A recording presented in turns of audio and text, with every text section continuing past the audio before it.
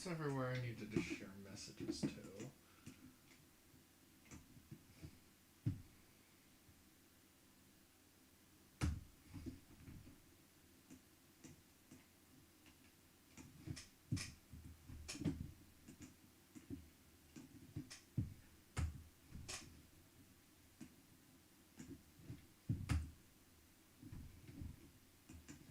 Let's get the game booted up.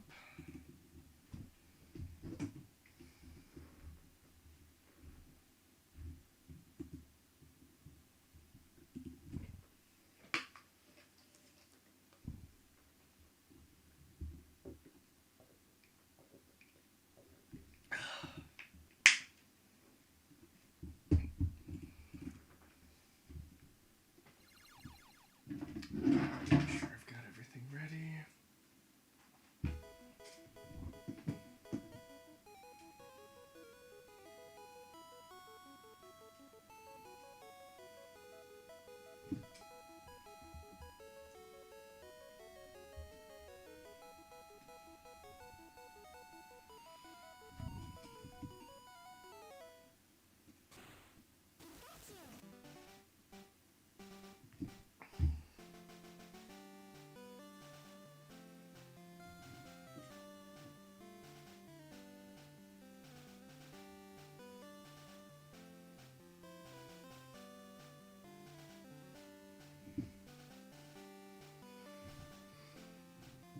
I think we're ready to go.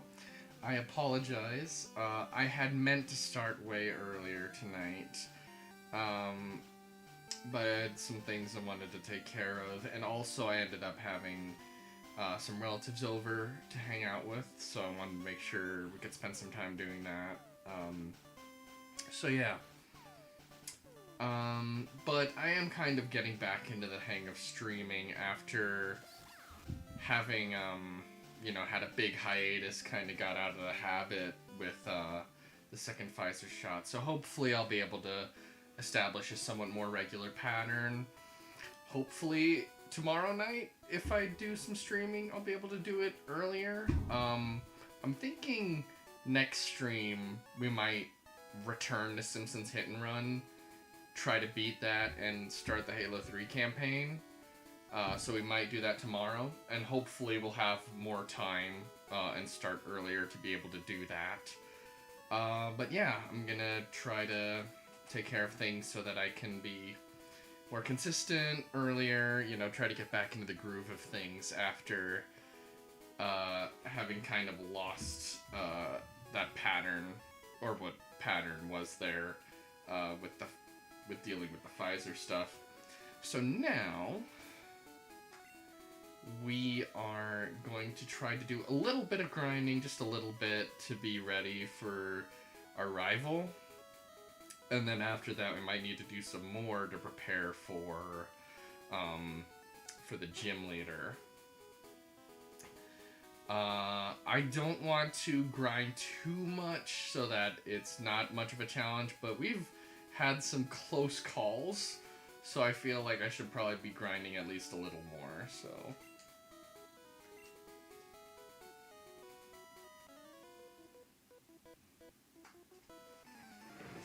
So we'll do a little bit of that before we prepare for the rival.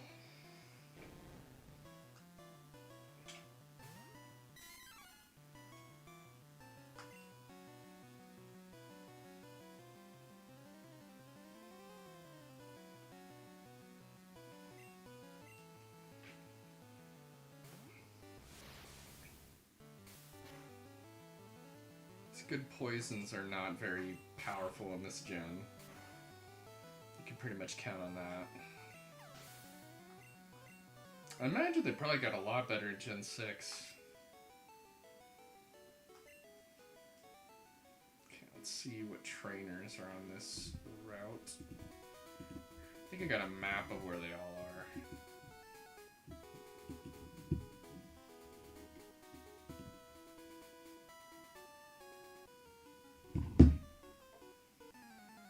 Yeah, there's like a lot of gamblers here, right?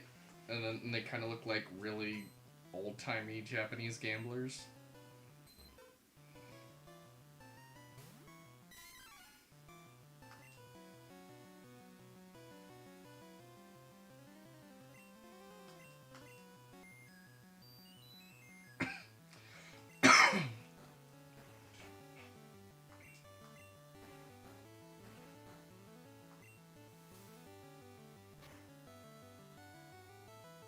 Okay, doesn't do a ton of damage. Seems like it might be faster than me, though.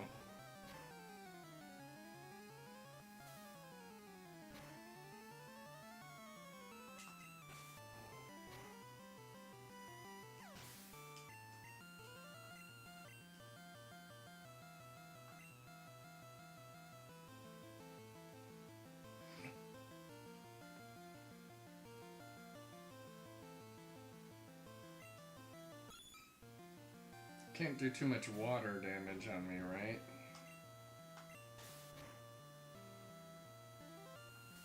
But I can't do a lot of damage either.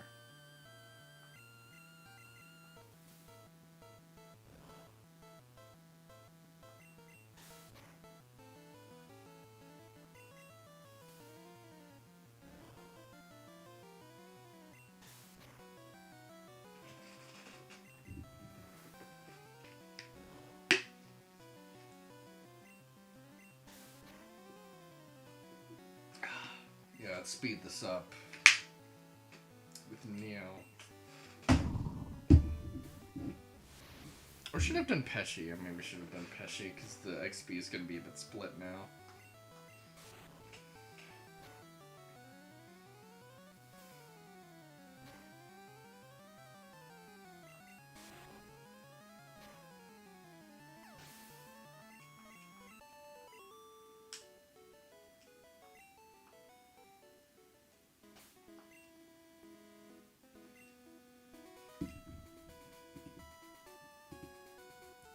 More trainers up there, so let's go there.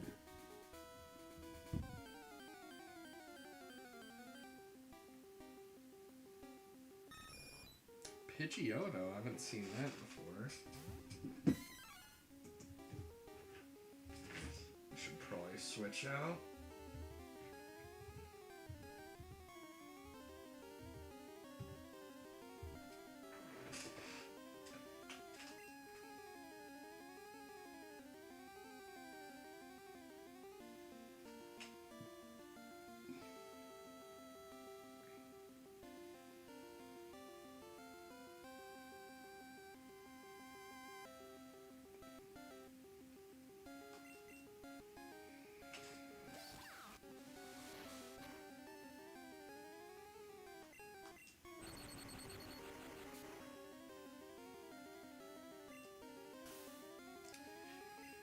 Pikachu's not as powerful as I'd like it to be, and it's not gonna get any better as a Raichu, so...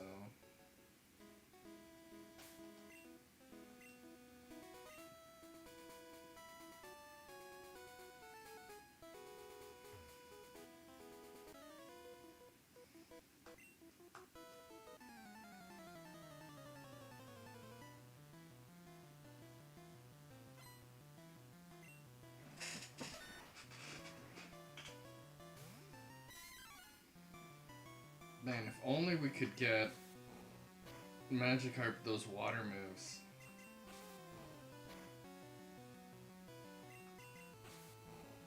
It looks like Pesci's just gonna keep flinching him. Grimmer's attempt to hurt my accuracy failed.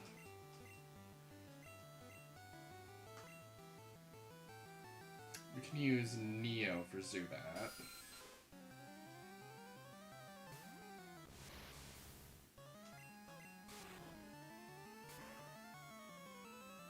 Should do the trick.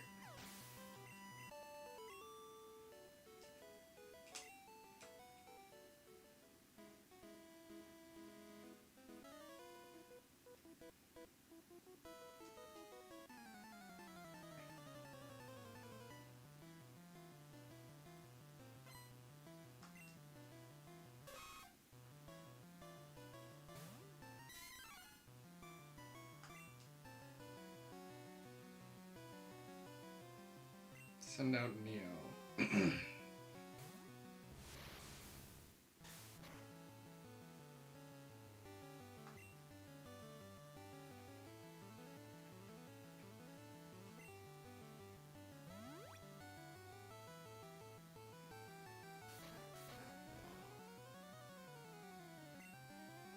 Oh no, these are both gonna crit. But if we get a confusion, we should take it out.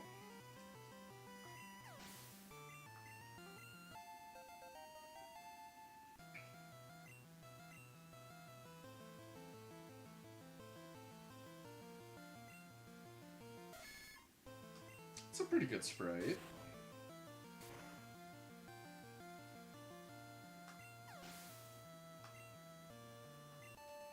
So a reminder, I'm doing the Impossible Evos fix for the that you can do in the Pokemon Randomizer app. It's literally the only change I've made. So it means that Kadabra should evolve at level 37 into Alakazam. So I don't have to bother trading with anyone. I think that's a fair change to add when you're emulating.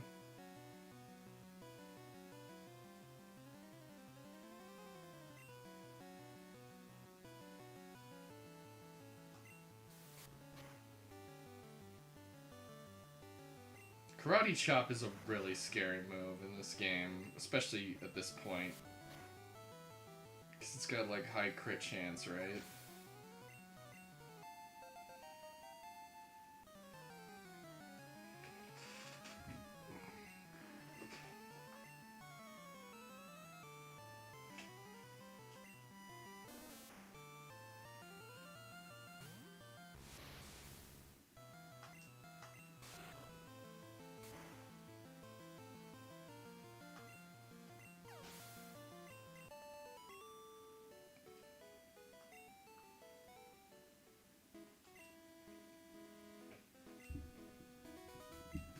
Alright, where are the other trainers on this route? Okay, there's one up there.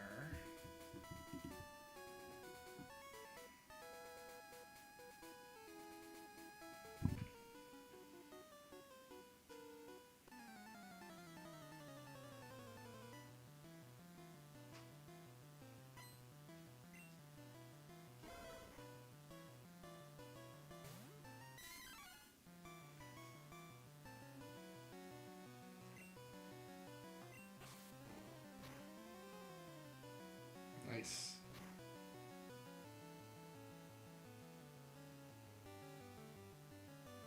Okay, if I miss, then that's not good, so...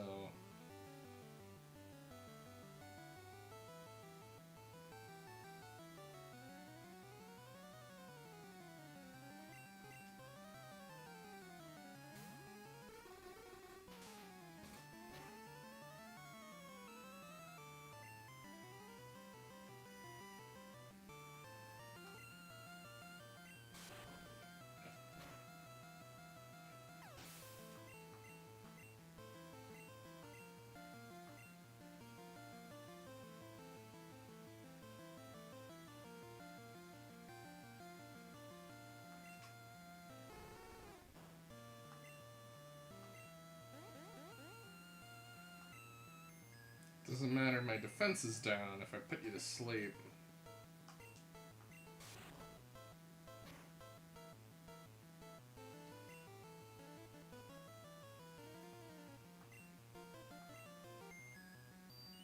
Okay, stay asleep longer this time.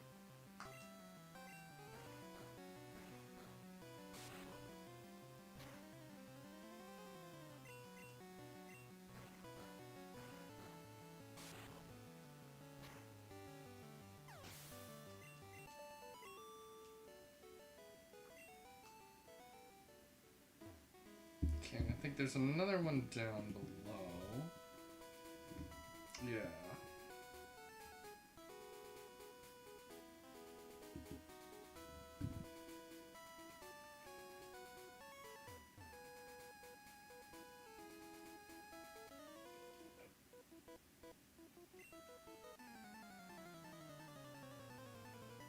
This guy's laying down cables? Is that what he said? It's like one of the few non-gamblers.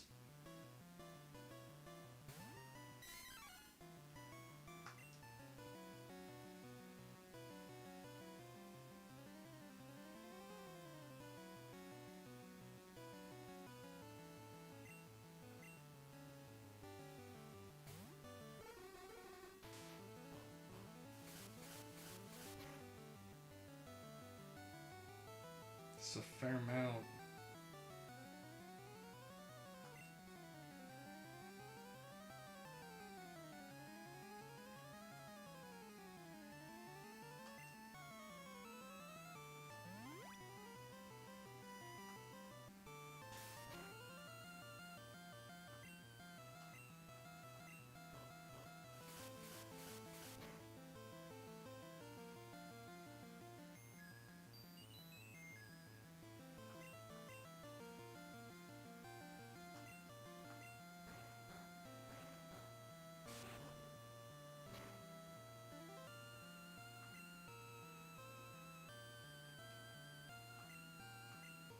Will this do better?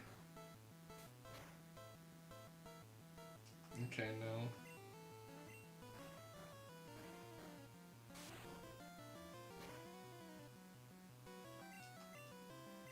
Okay, it's good at staying asleep.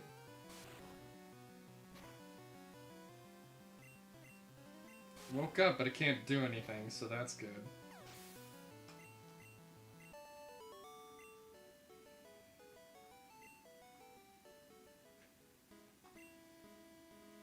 Okay, time to make my way back to heal up. And then we'll come back to get the rest of these guys. I'm not gonna fast forward so I don't accidentally end up in the grass in a potentially difficult battle. Okay, now I'm out of the woods.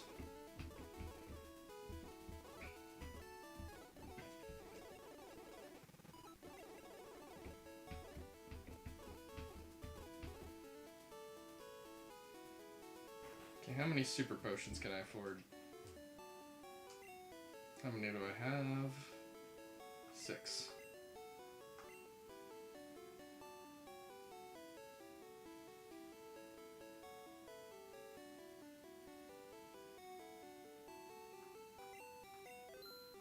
Let's go with that for now.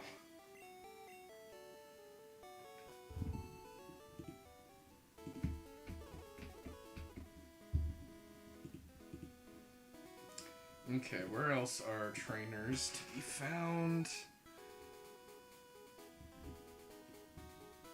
Okay, they're all kind of clustered at the right edge now.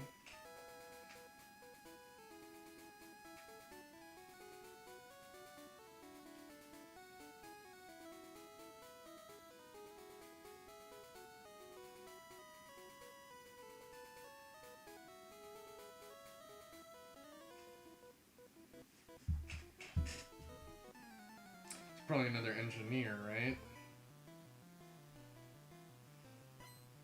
So electric types?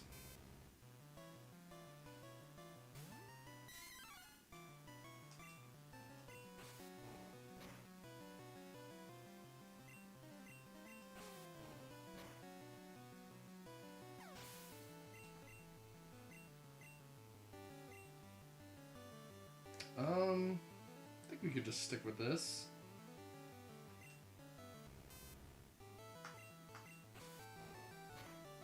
Especially if we get some good flinch.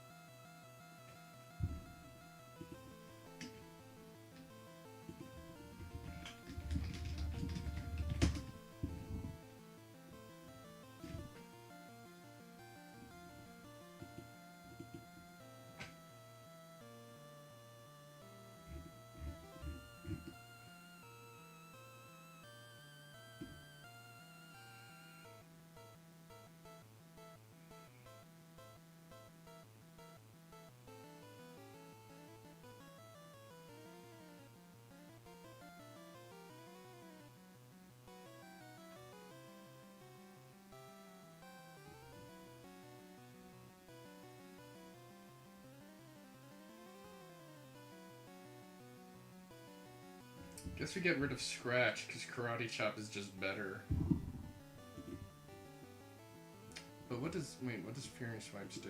It's like...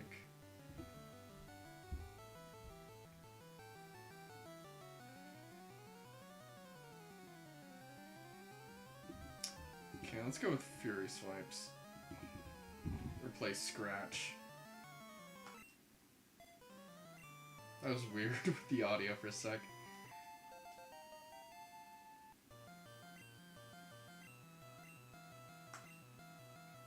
Let's put Neo in front.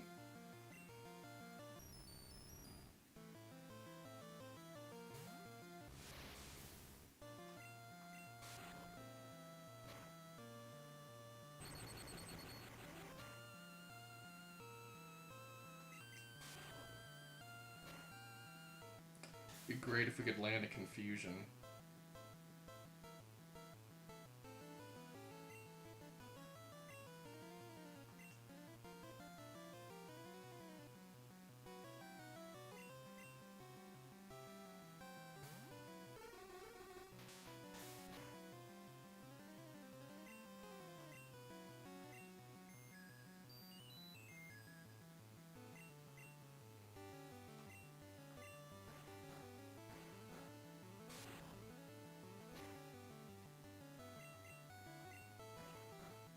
Drowsy's not quite as strong, but it's good to have a backup Psychic.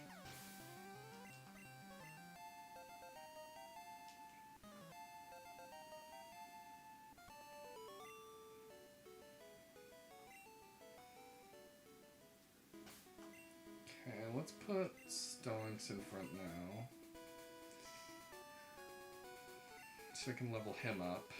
Get a nice Gyarados soon.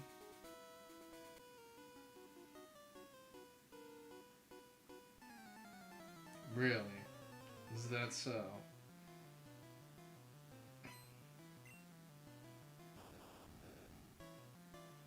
As Qui-Gon would say, when you gamble, prepare to lose.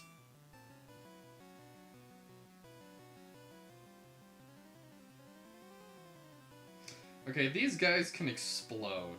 So I feel like I have to use Stinker on this.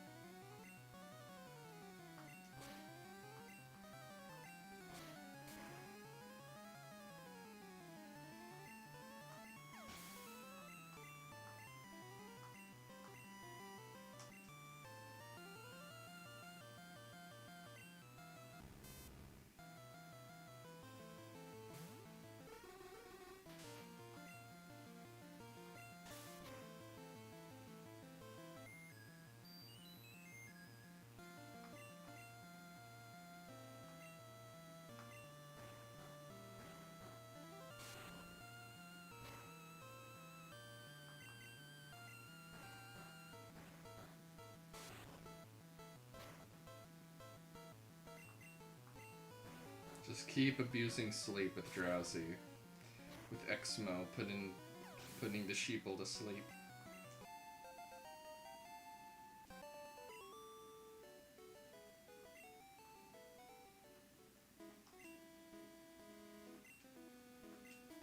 And then there's a trainer up here. And I think that's the final one, the final trainer on this route, and then it's just grinding off of wild Pokemon.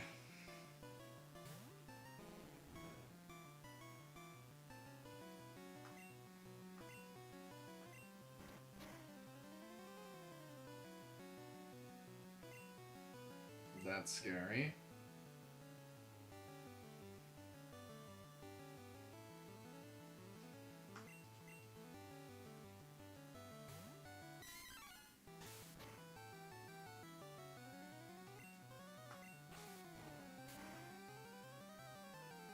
There we go.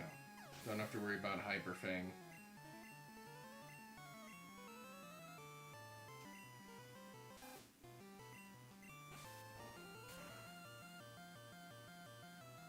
If we can keep KOing these guys, that'd be great.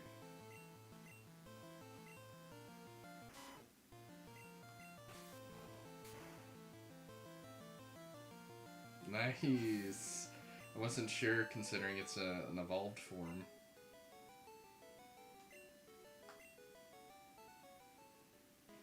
Okay, is that? really all there is here, and then I can just grind for wild Pokemon.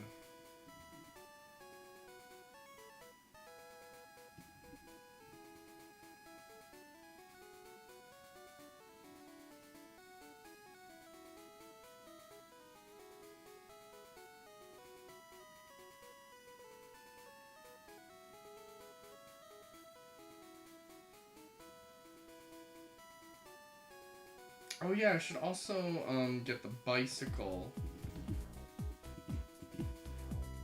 Forever Lost 66, thank you for the follow. Just planning out my course of action here.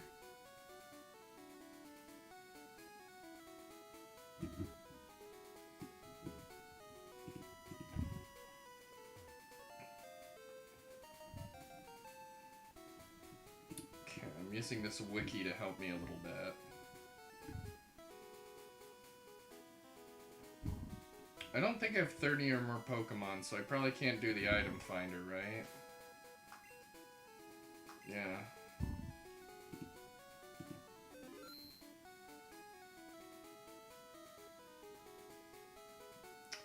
Okay, so...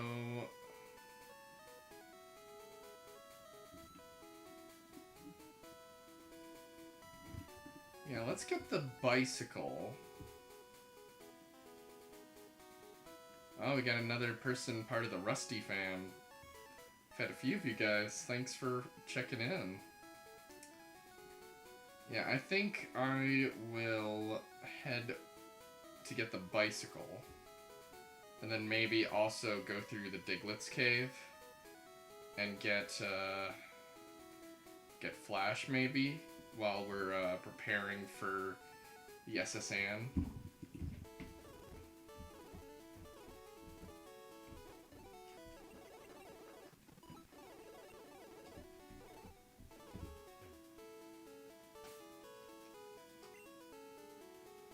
Okay, let's go to Cerulean.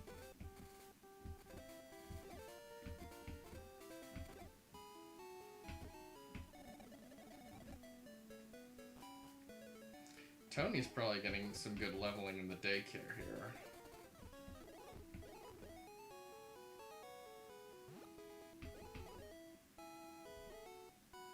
Wait, where am I? It's like down here, right?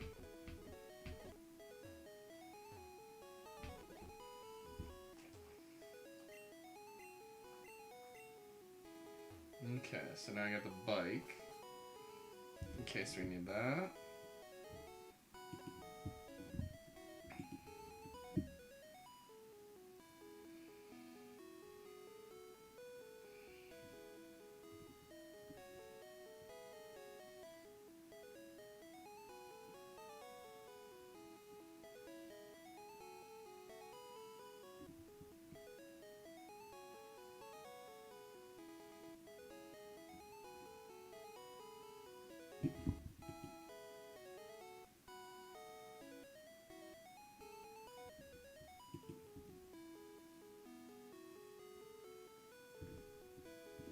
So wait, cut. Oh, that's right. I need to get cut from the SSN.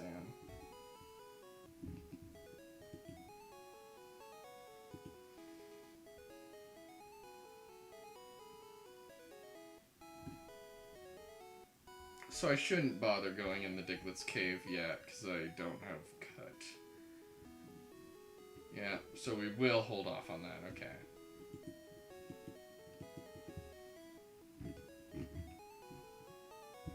Okay, so let's just do some more grinding.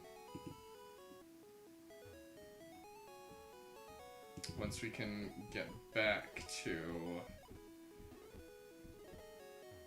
Vermilion and Route 11.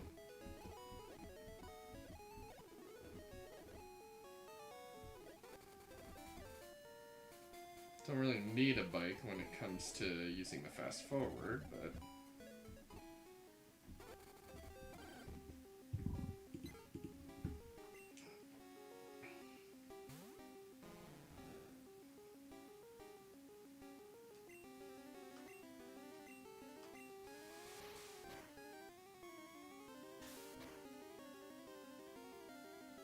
pretty pathetic, aren't you?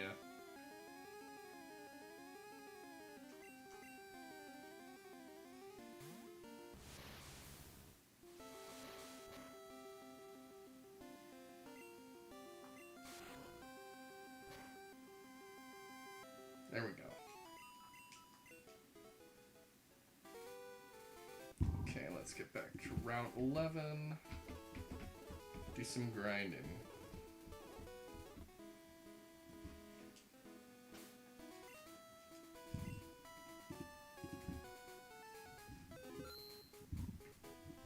So you can't even trade for Farfetch'd in this game, can you?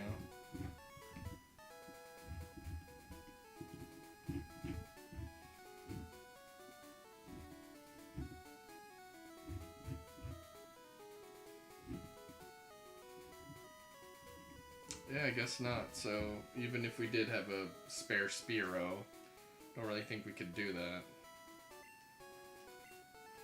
Let's save and let's prepare for the SSAN.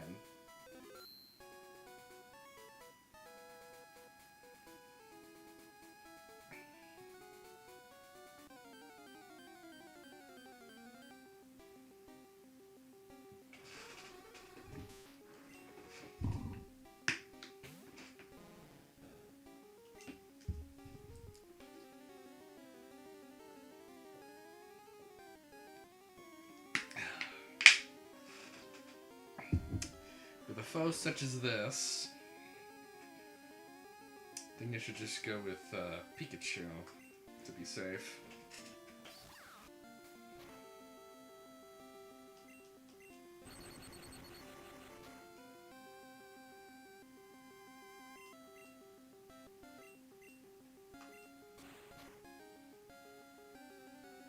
Oh man, let's just go with Slam when we can.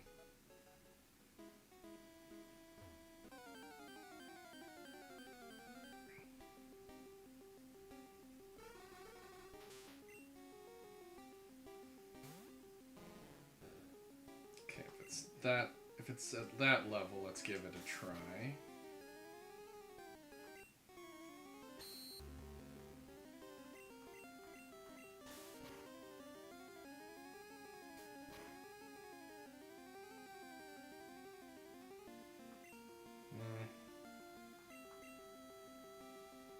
I'm worried it'll suddenly do confusion and do a lot of damage.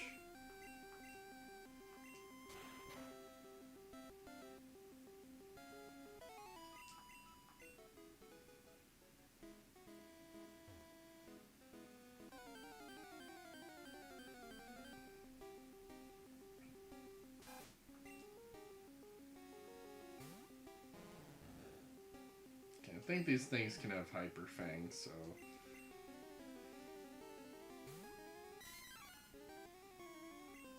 That's good.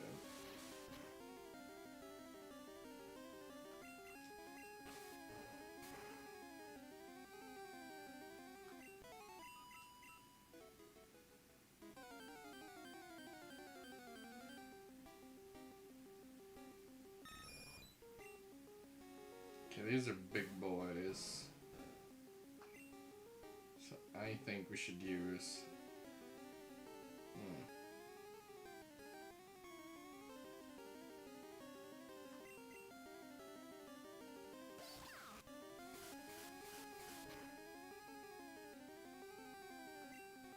Did a fair amount.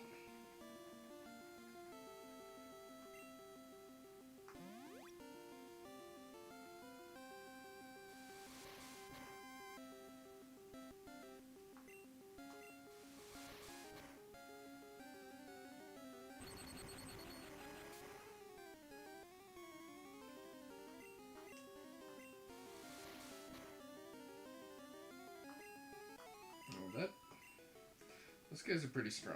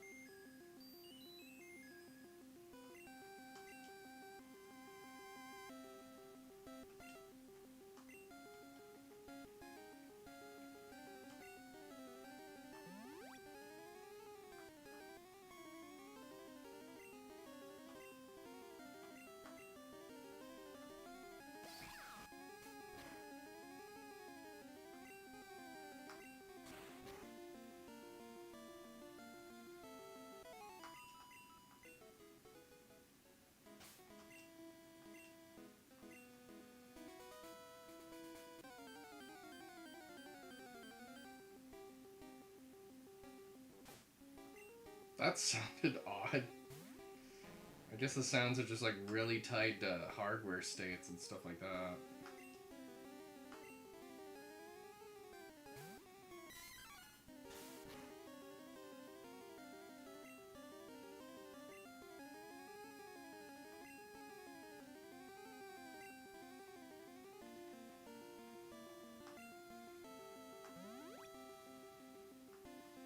Man, my HPs are so low that that's why I'm so scared of certain attacks.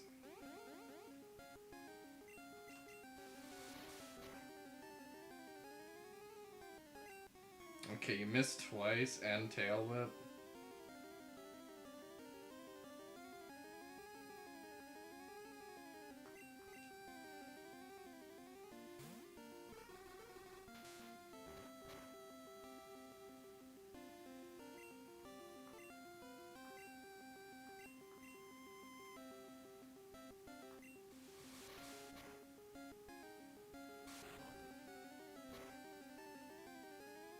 There we go.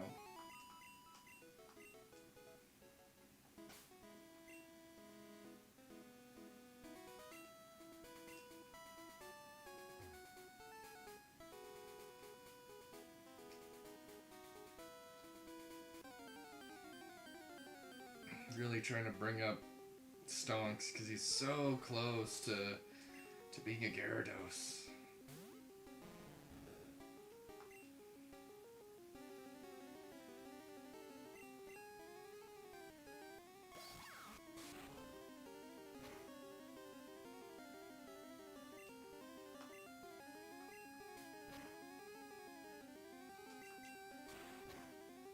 Slam that guy out of here.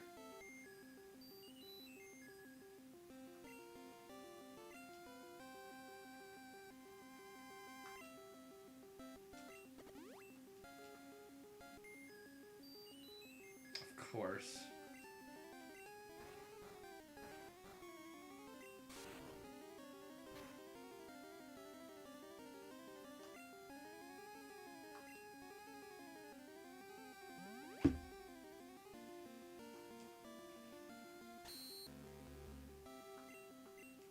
Ah, damn you.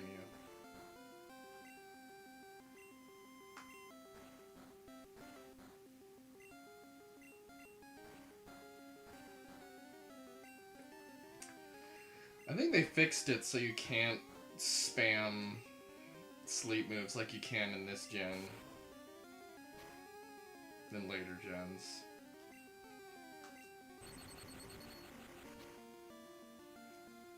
What?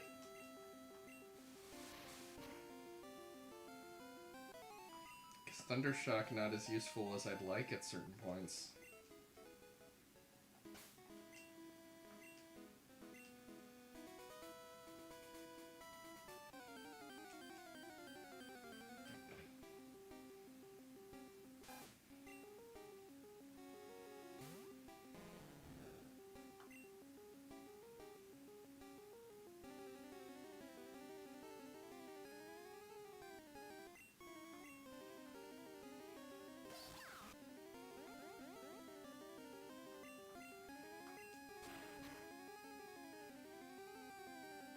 Bye-bye, little rat.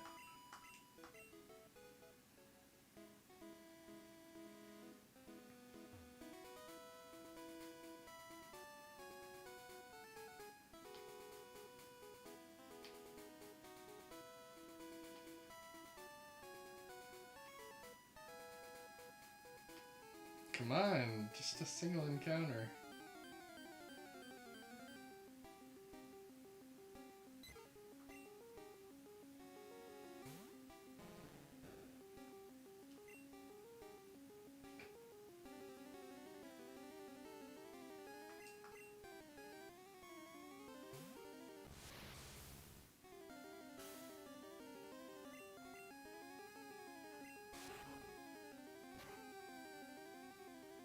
There we go.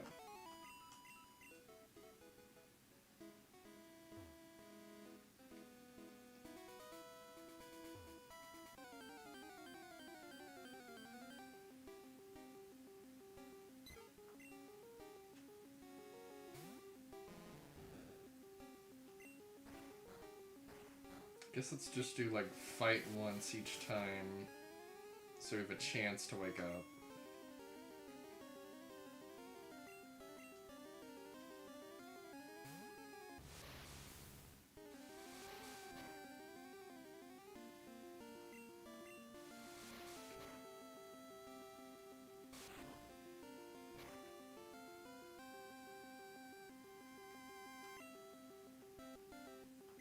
And we're gonna need to go heal up.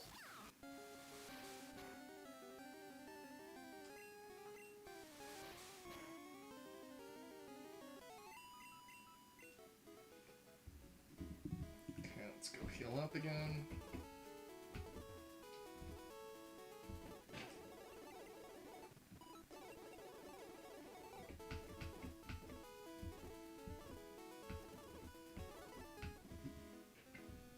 Okay, let's continue our grinding. Let's have Stonk in front because we really want him to evolve into a Gyarados already. It would be really useful at this point in the game to have something powerful like that.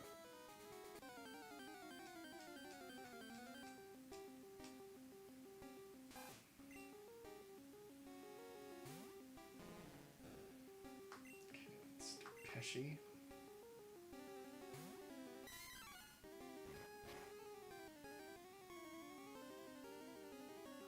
That does a lot. Okay, we're doing Raichu, not Raichu.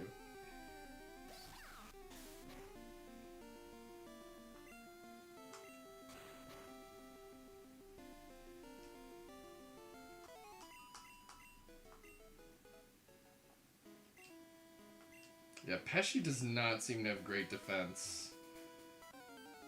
Seems to be a weakness of his. But he's a good hitter.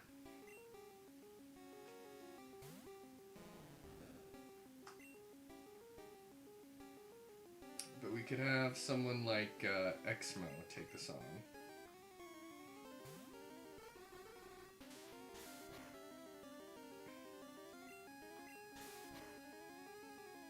Seems like it's faster.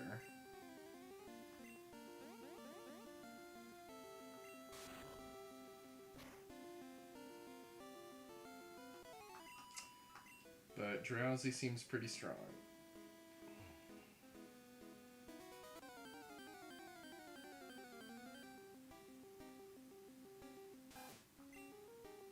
We seem to get streaks of a lot of a certain kind of Pokemon. I wonder if it has something to do with how the values are stored.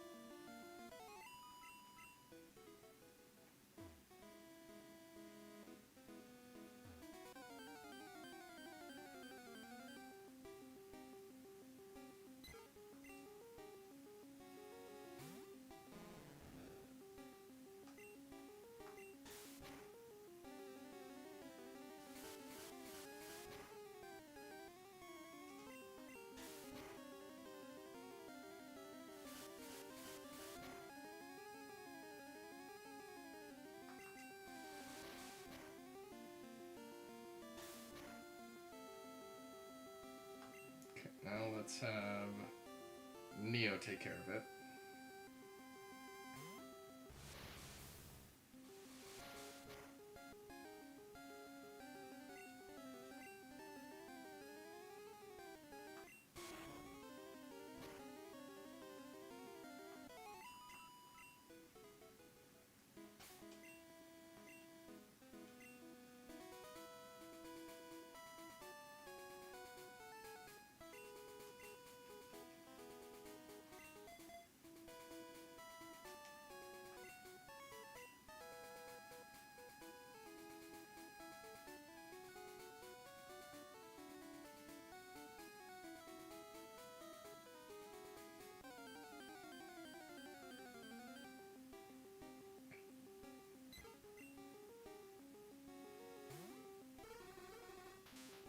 Let's see if we can take it out with one confusion.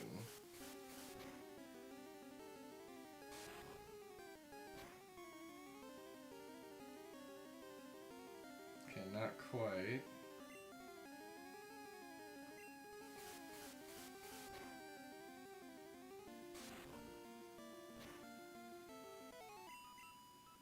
And with that, let us heal up once again. I think when half of our team hits the yellow, that's a good point, especially with the HP levels at this point in the game. One wrong move could do a lot. And we've had some close calls. Eventually, at some point, I think we'll end up in a situation we just can't get out of. But I'd like to hold those off for now. If it ends up getting too easy, then I'll be a little more risky, but...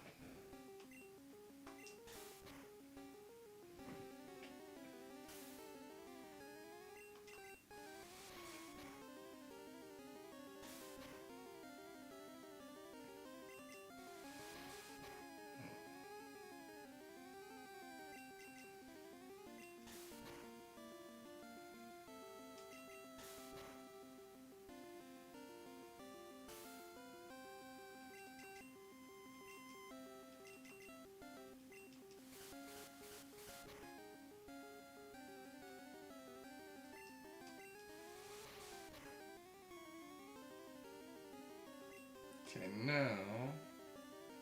switch to Exmo.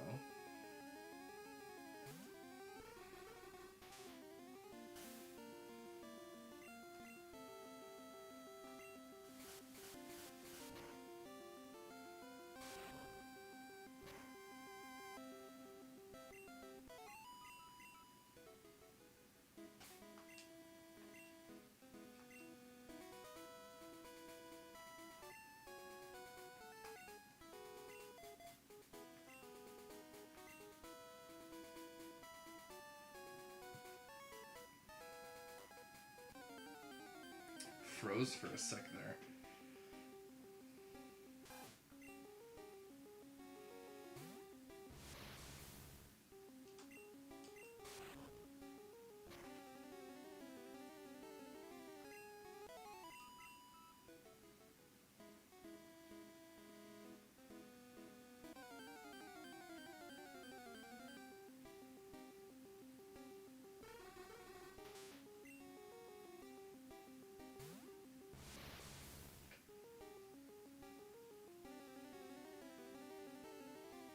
Okay. I think we want Pikachu with this, because nothing else would really counter.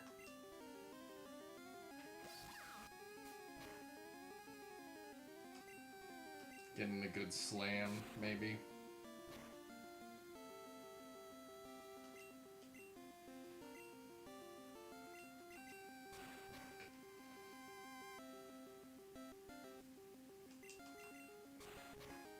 There we go.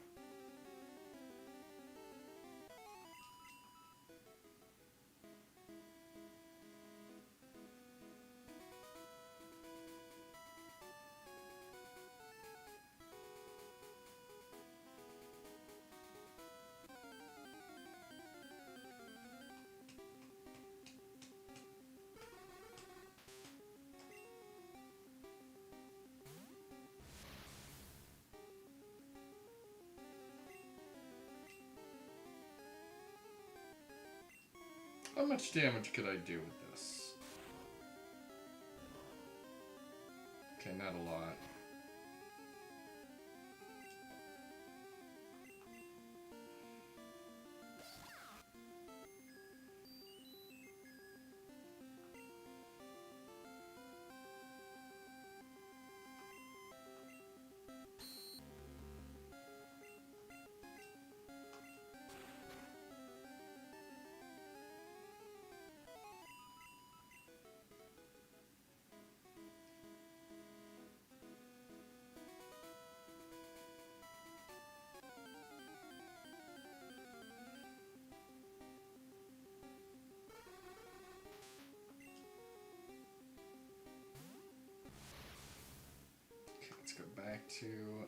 Raichu.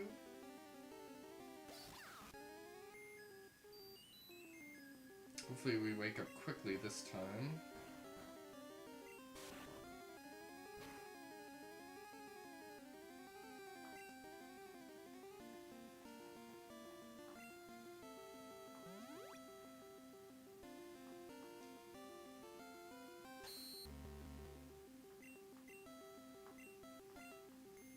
Oh, of course. See, this is why I don't want to do an awakening, because they could just do that immediately.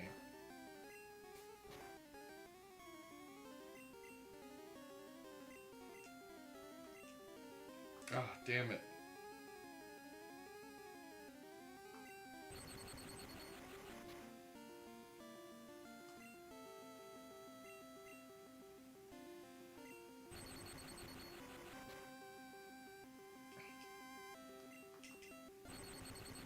I'm gonna zap the hell out of you because you wouldn't let me slam.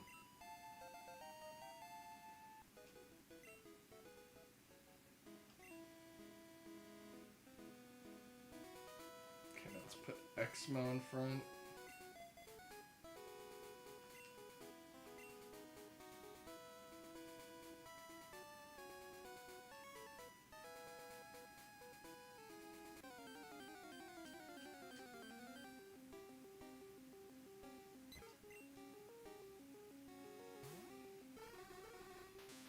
Okay, I think a good confusion should do it.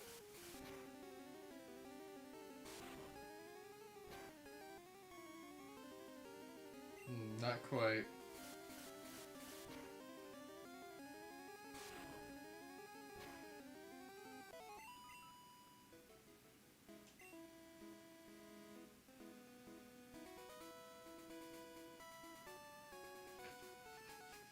Let's put Pesci in front again.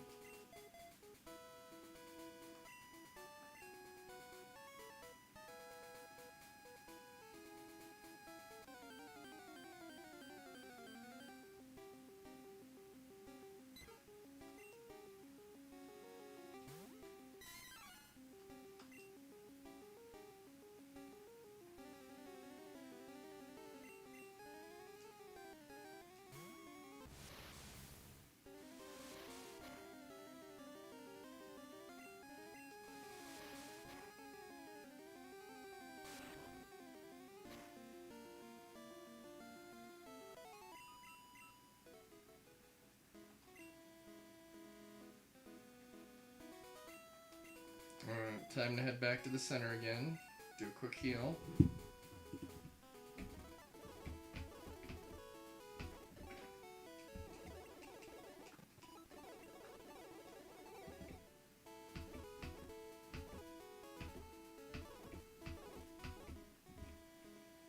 Okay, save.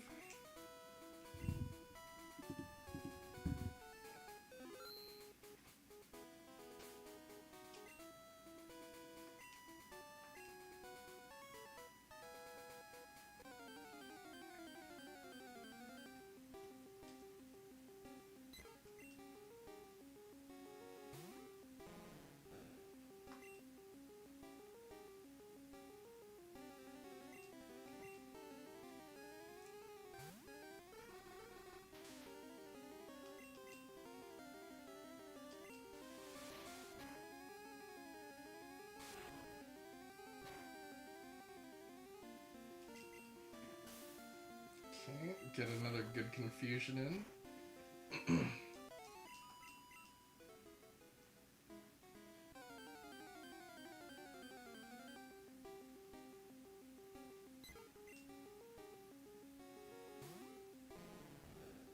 Okay, swap to Exmo again.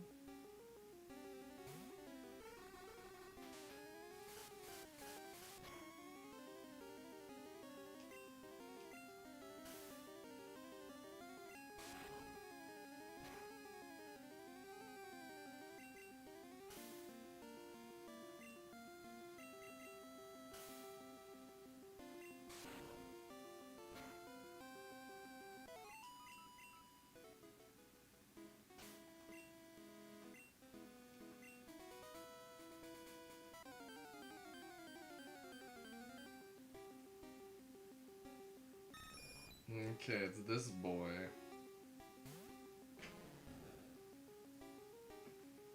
Yeah, we're gonna have to do, not Raichu when one of these guys comes around.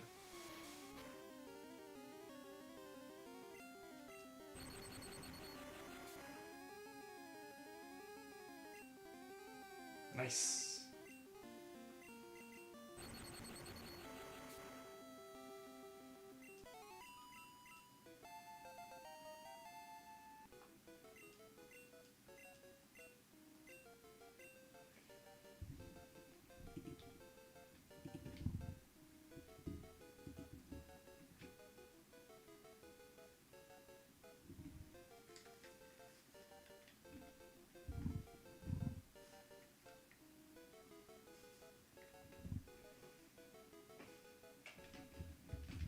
So Thunderbolt's better than Thundershock, right?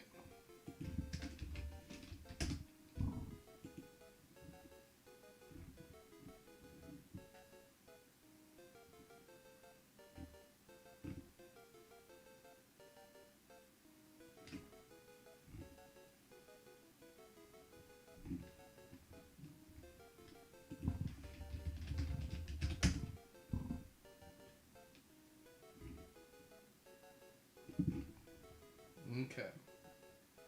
That seems to be the case, so...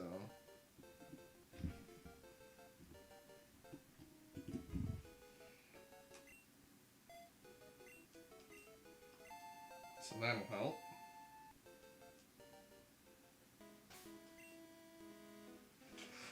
Okay, I'm noticing we hit our first hour.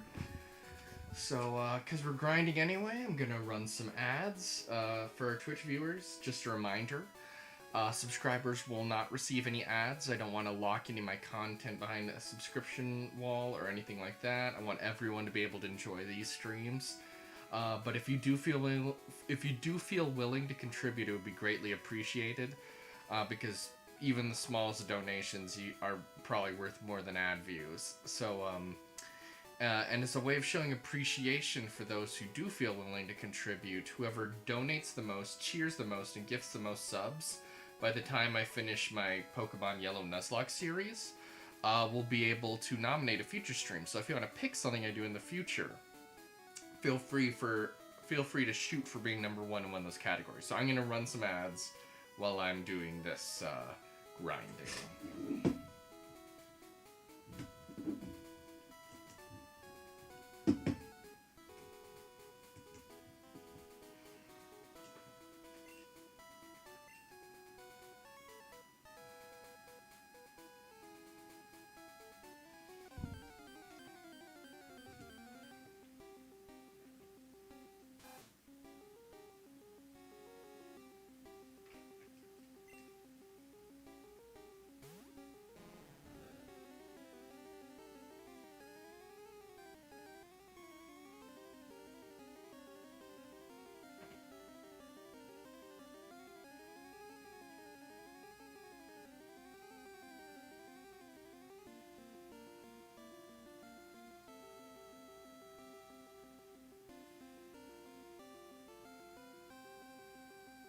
Checking my notifications if there's anything of note.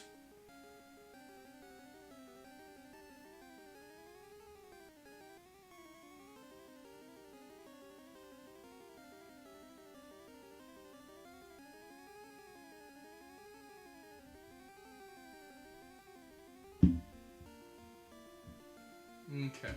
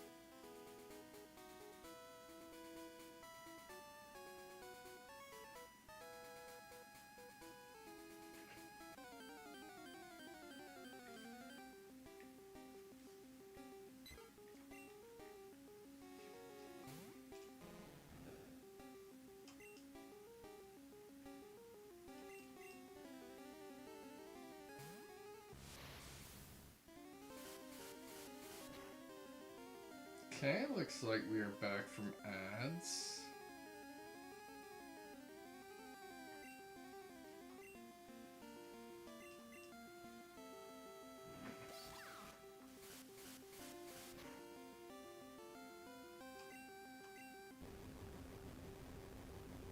That definitely feels a lot more powerful.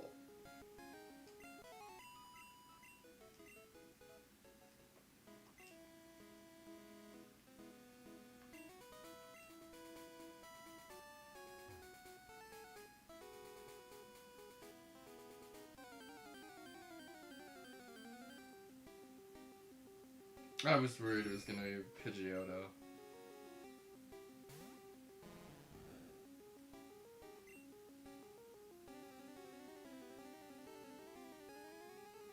Let's pivot to Stinker so I can heal up not Raichu.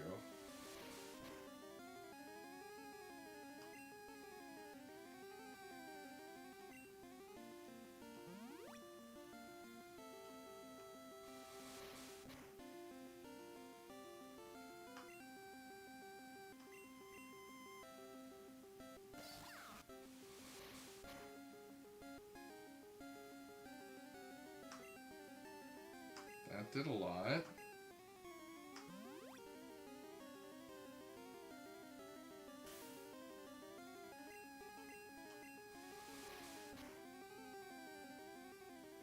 That did a lot again.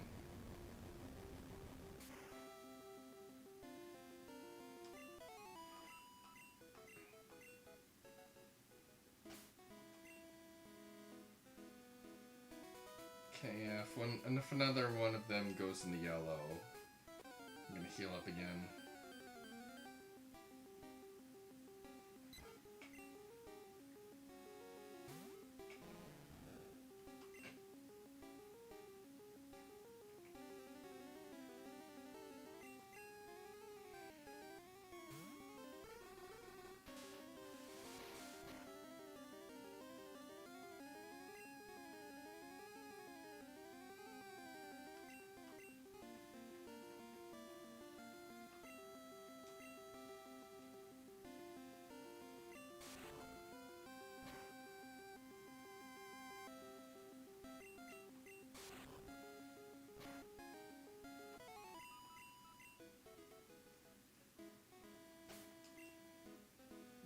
Okay, let's heal up again. Those Pidgeotos can be tough.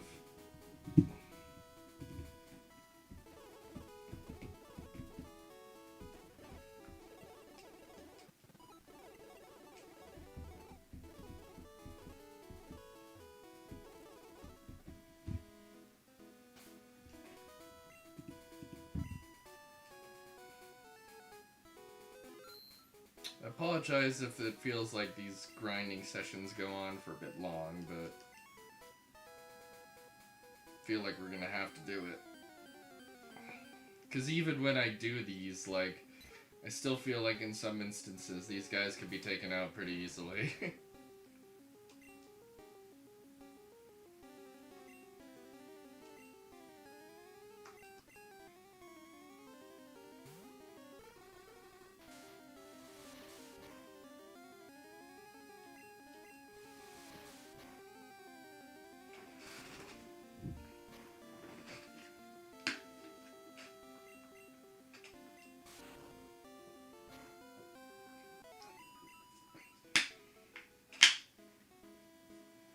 It takes a little while for some of these guys to get all that experience.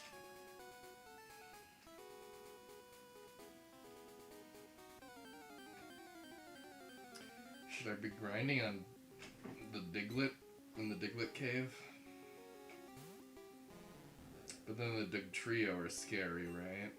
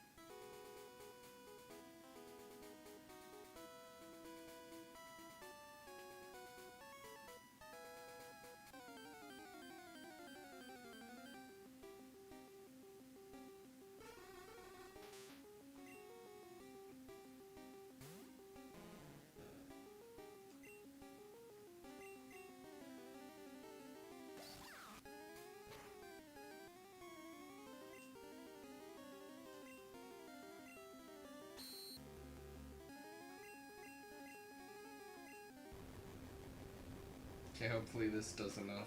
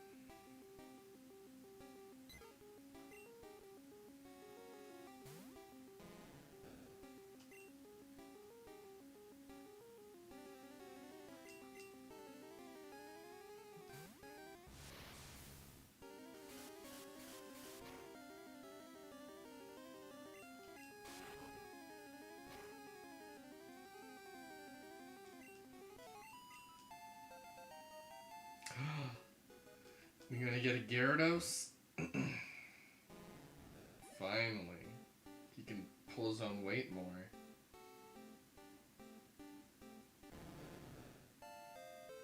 Nice. Let me get the Gyarados Sprite.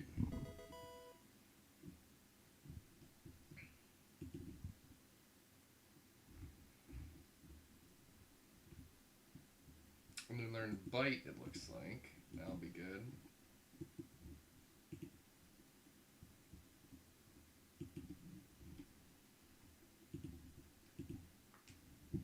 Okay. Let me update.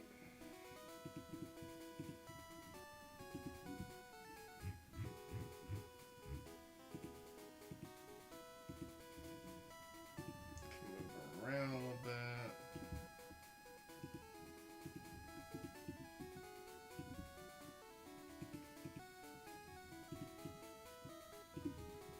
There we go.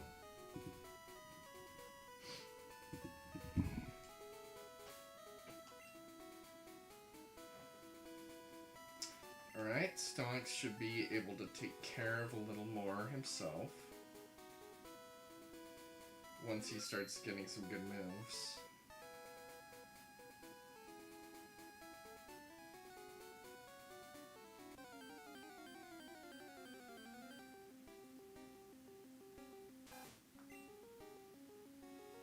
Let's see if he can take this on himself, if he's strong enough now. Nice!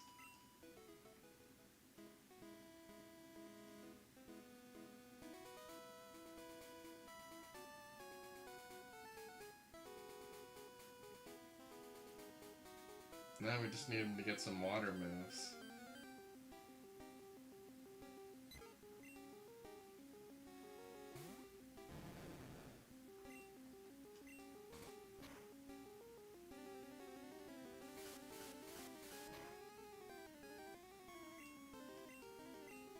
Seems like he's gonna have way better stats now. Be harder to take down.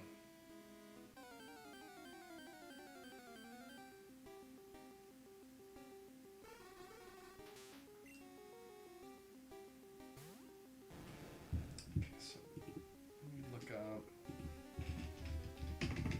when these Pokemon, the rest of them evolve.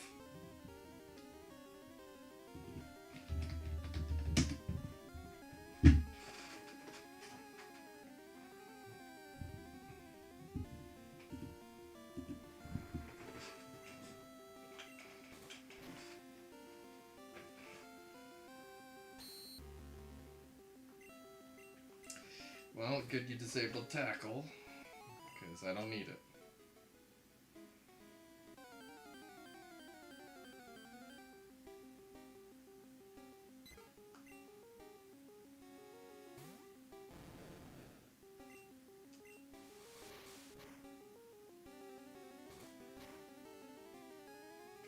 Man, taking those quick attacks way better now.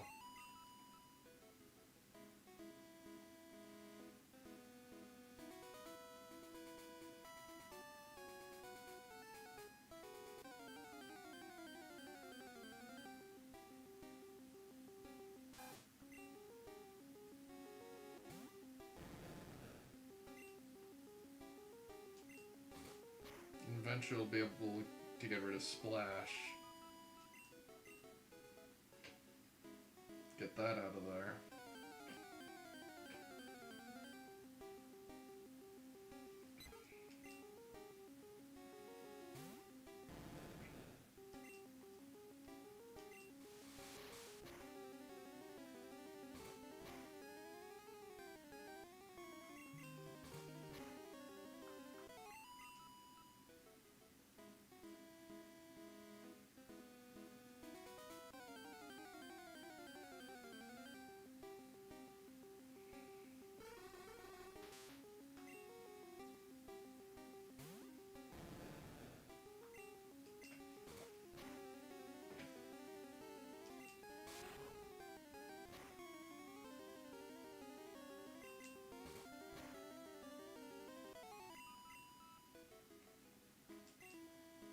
Okay, now those guys are in the yellow.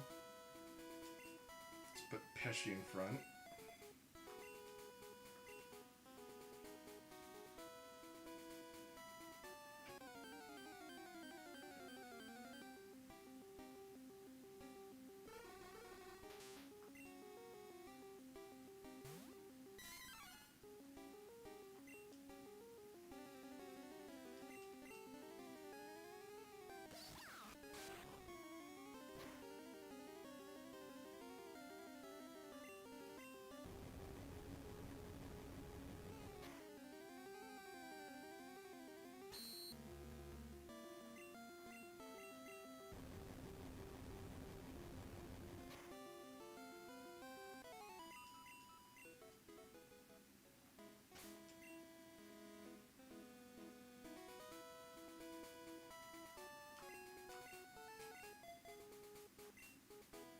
Okay, let's go back to the Pokemon Center. Oh wait, we can teleport now, can't we? Let's start using that.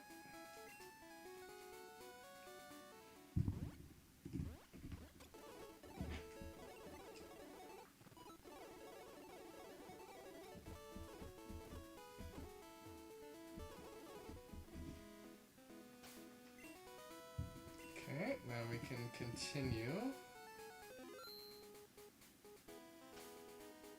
grinding up for the SSN.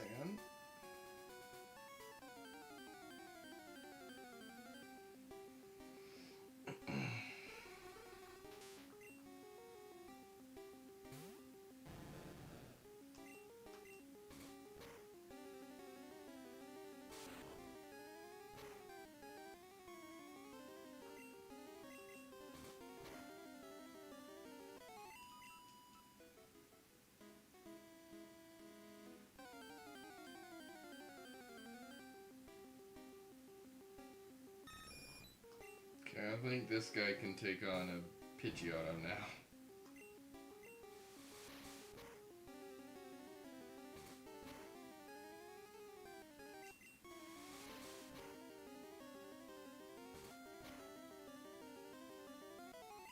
There we go.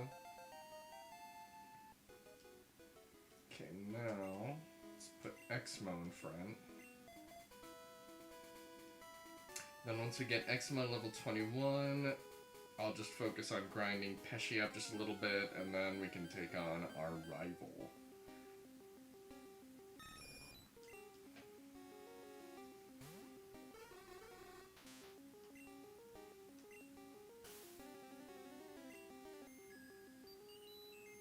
Nice.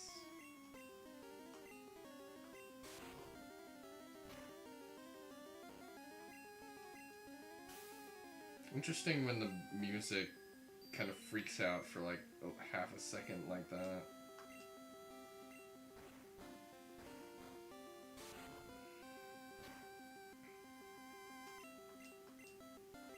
He woke up, but he's now confused.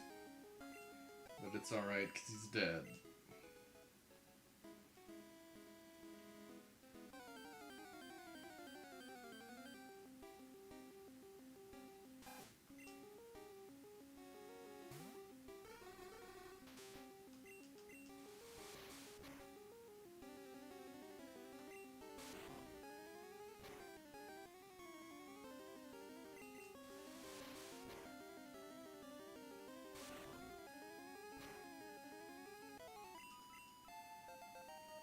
Okay.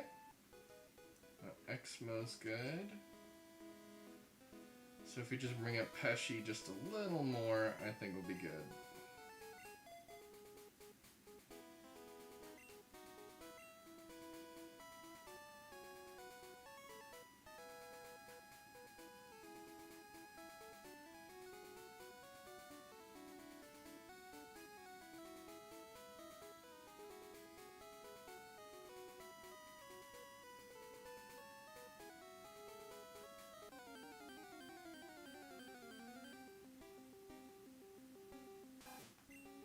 Okay, perfect for Pesci.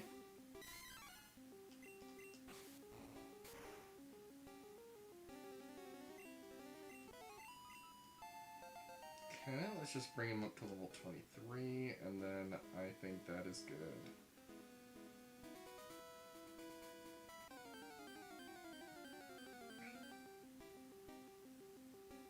Another Rattata, perfect.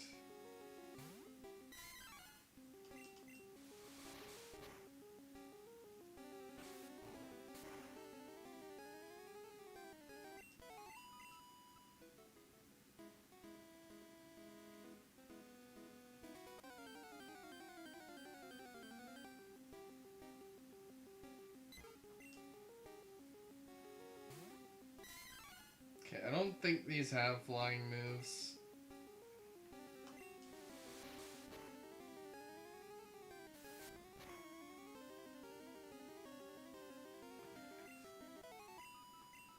Okay, so I think that we don't really need to worry about Pidgeys too much.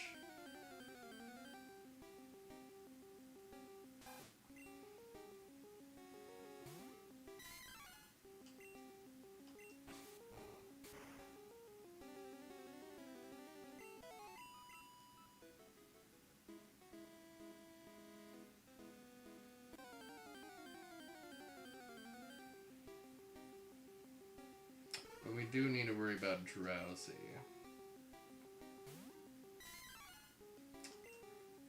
However, I think Stonks can take this pretty well at this point.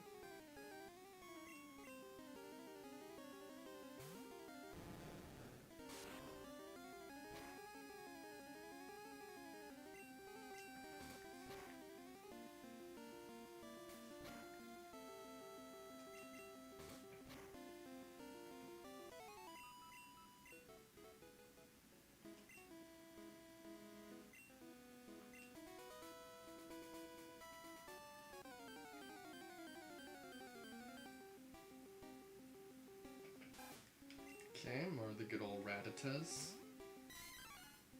Rattatas, whatever.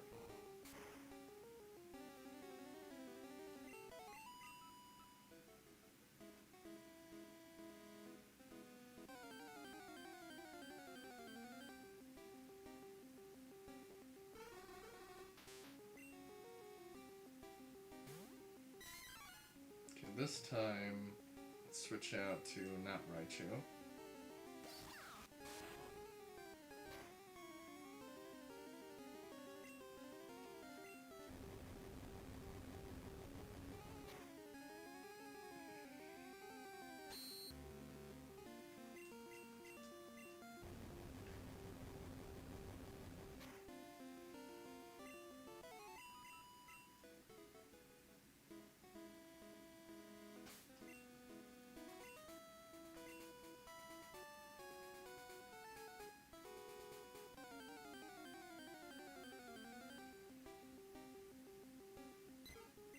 Okay, so Karate Chop should do this.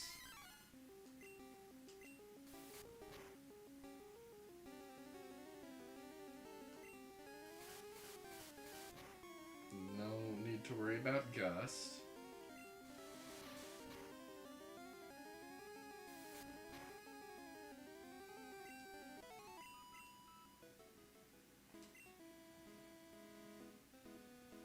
Okay, we should teleport off of that, though.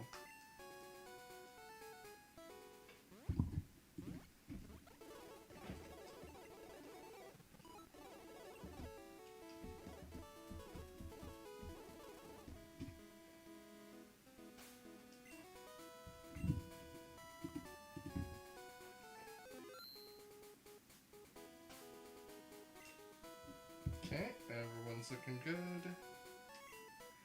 Just bring up Pesci slightly.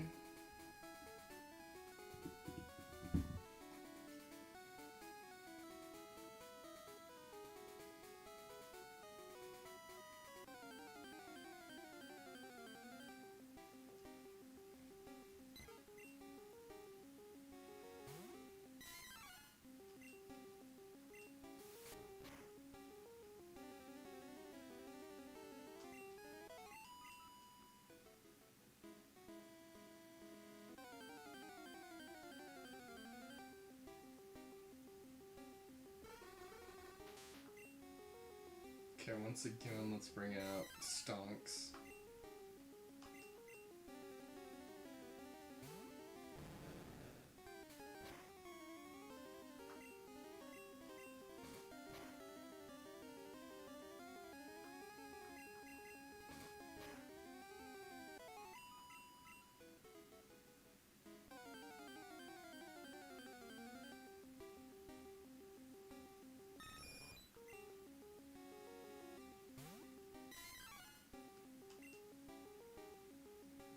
Okay, I think Stonks can handle this.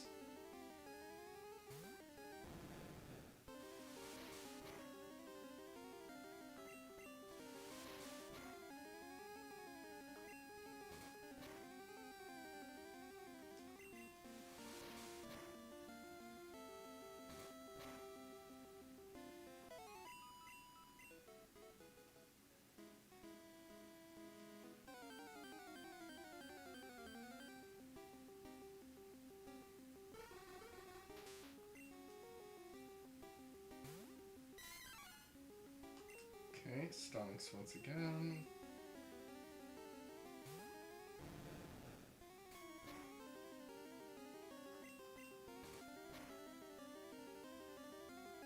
Nice.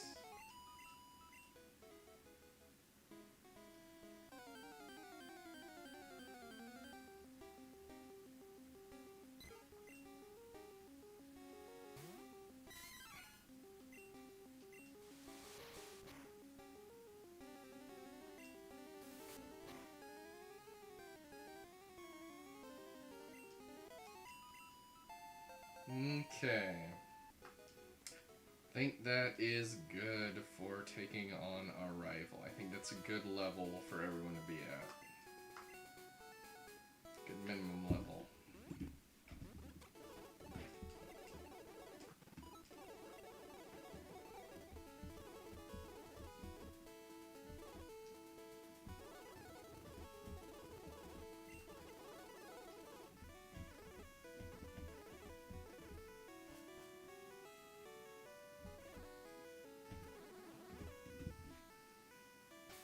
Okay, so who should we have in front?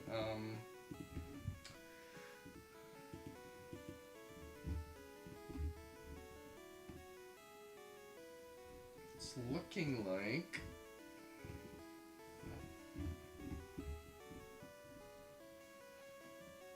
he might lead with Spearow. If that is the case, then we should lead with Pikachu.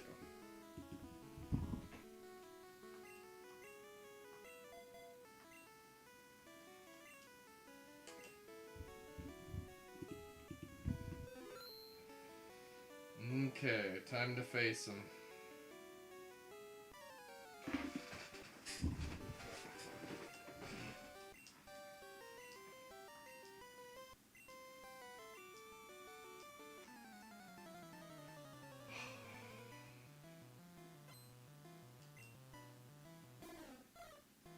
Okay, looks like that was right.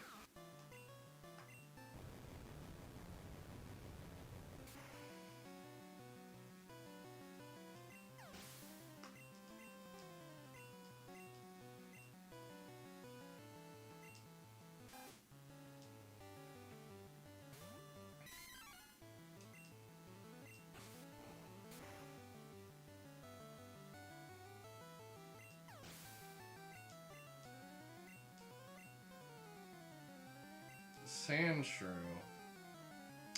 Let's use Stonks, because hopefully he'll get water at some point.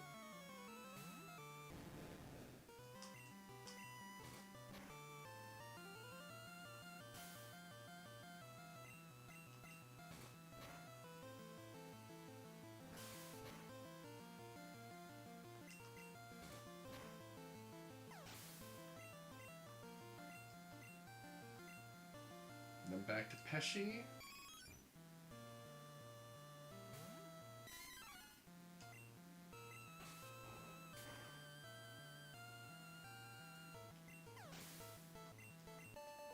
Okay, that wasn't so bad.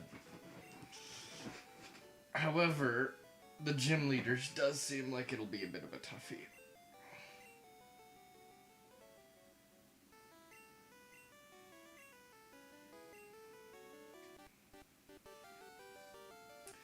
Because the gym leader, I think, has a level 28 Raichu, which is just woof. I mean, it's just one Pokemon, but still, that's pretty high, and I'm pretty sure it'll be pretty strong.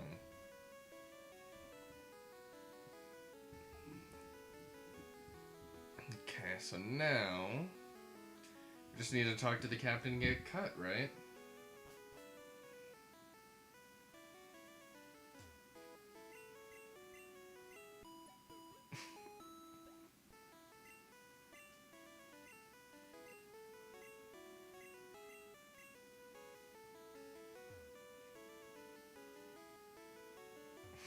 Shouldn't have looked. Okay, now we need to figure out if any of my Pokemon can learn Cut. And if so, who do I teach it to?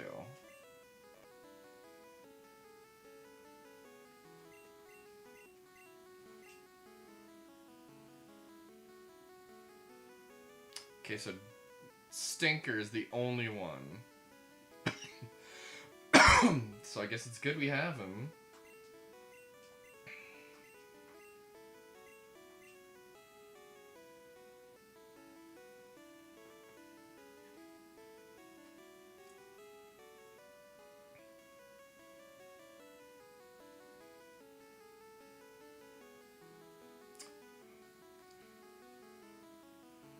I think we get rid of Growl. I think we should do that.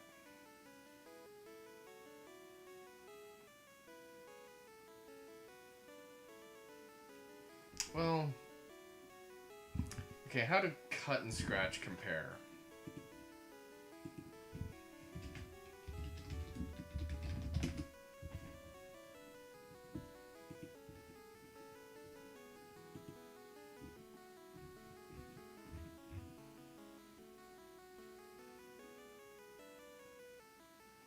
Oh, Cut is actually more powerful than Scratch?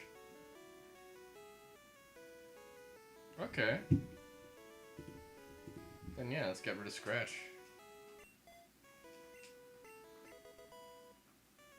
Let's hope one of these guys can learn Flash. I bet the Psychic types can learn it.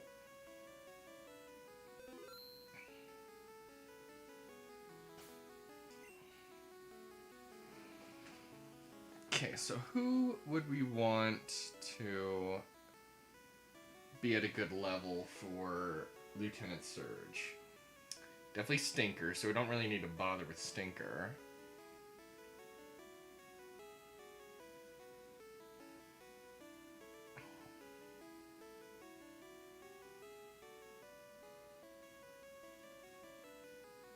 I'm thinking Neo and not Raichu. We should also be leveling up.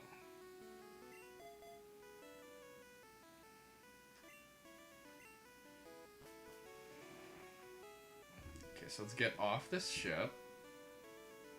And then I think we should go through the cave, maybe. Go through the cave, now that we've got Cut. Try to get Flash and some of that other stuff.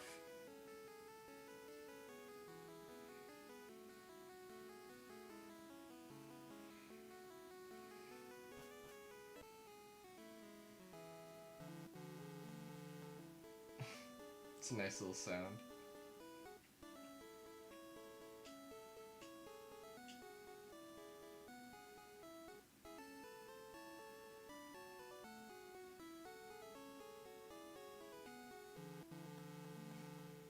It's a cute little imitation.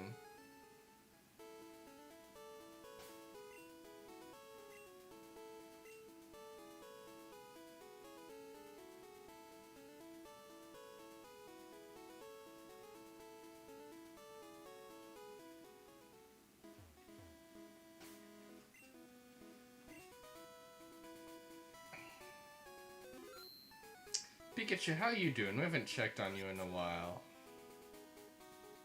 Okay, doing good.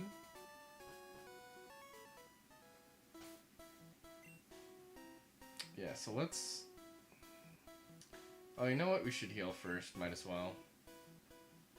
And then we'll go in and make our way through to get Flash and anything else. Get the old Amber.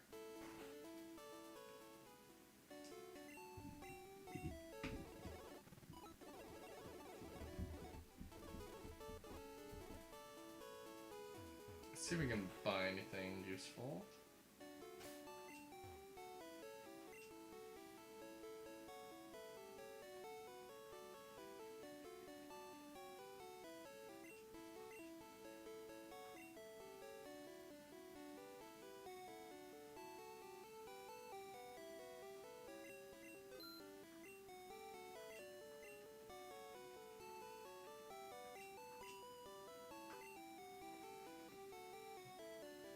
Wait, how many Pokeballs do we have? Okay, let's buy at least 6. Ice Awakening, Paralyze.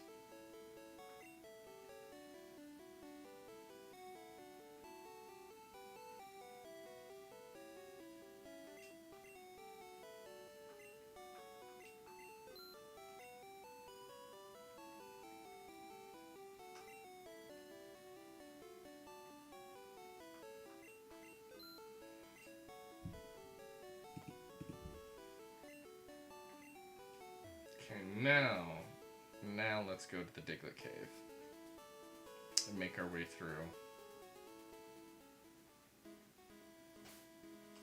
Use cut and such.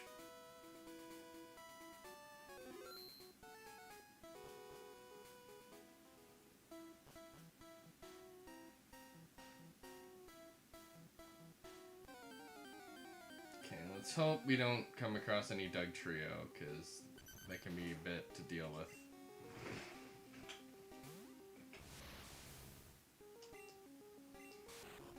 I don't think these guys are really very hardy, so they should go down without too much of a fight.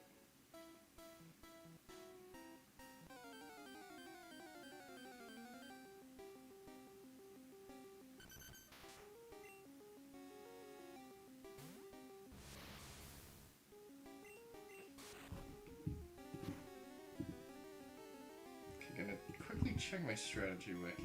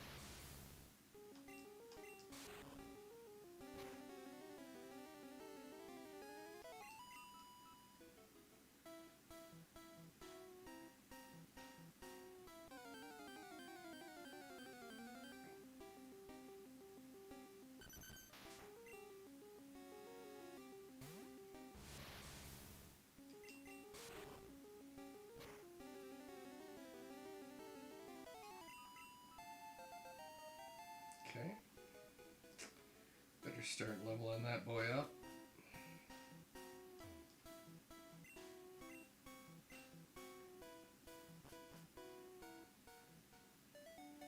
Okay, so what is there to do here?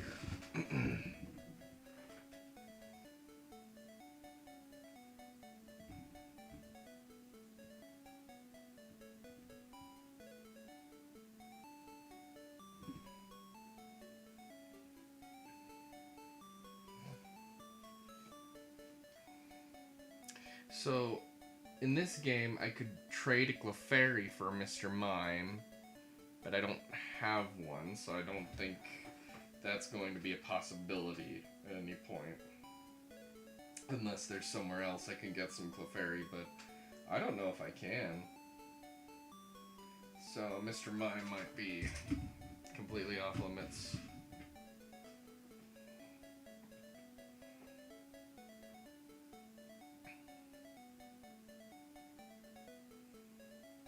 So the building south of that has Flash.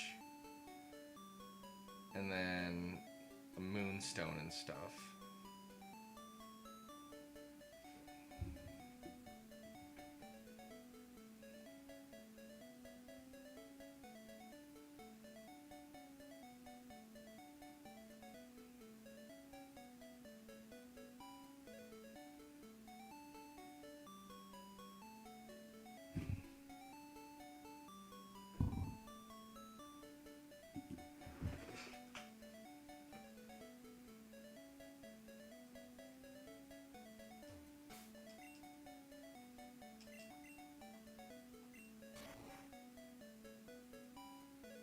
Oh, now that we've got a Pokemon with Dig, we might not need escape ropes anymore.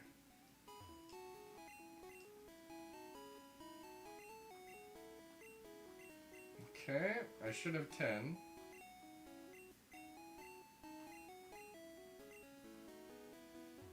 Oh, I don't have room for it. Okay. I guess let me drop off some stuff.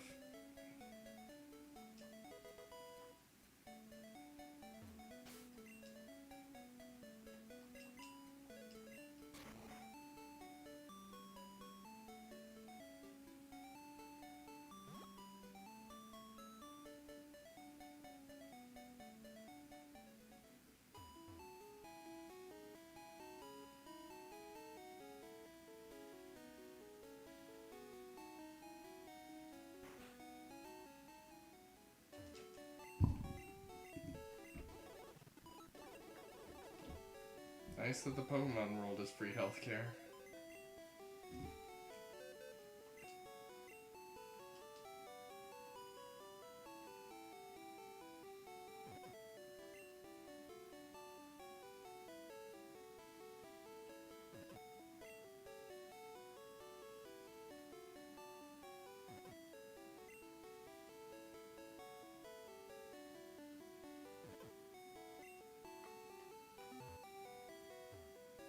Now let's get Flash, and I guess someone here is Dream Eater.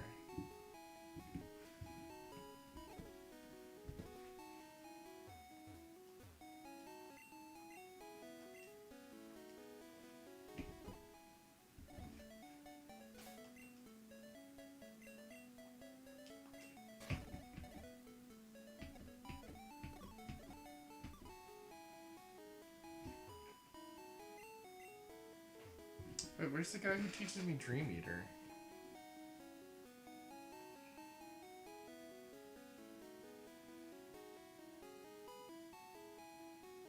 Oh, lower left corner in Viridian City.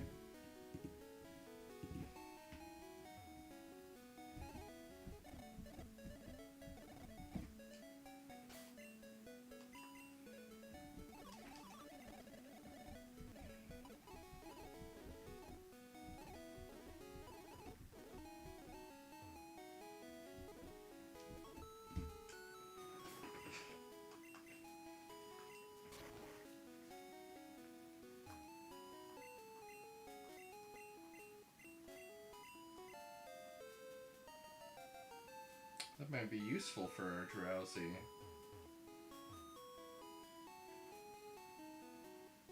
And now I can also go to Pewter City and get the old Amber, right?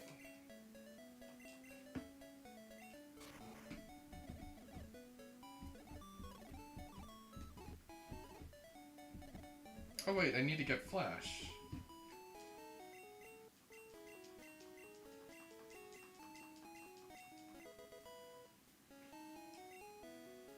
Okay, so who can I teach Flash? I'm assuming we would give this to... Who would we give this to?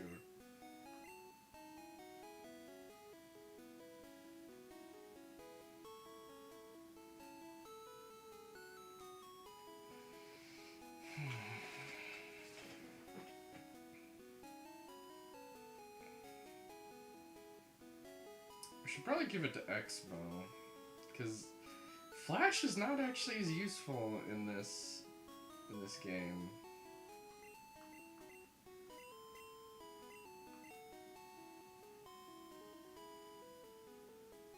So it seems that Neo already has Disable, so I think we can get rid of it.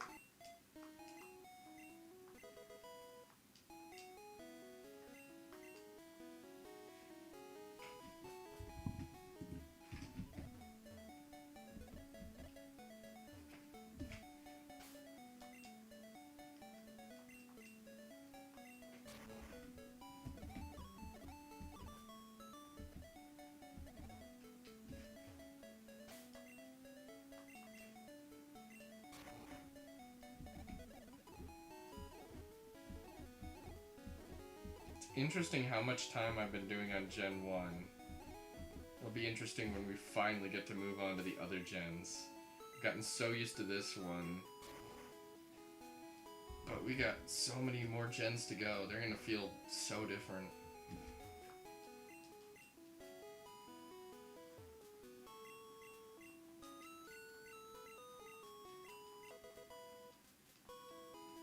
Okay, we'll have to put that away, too.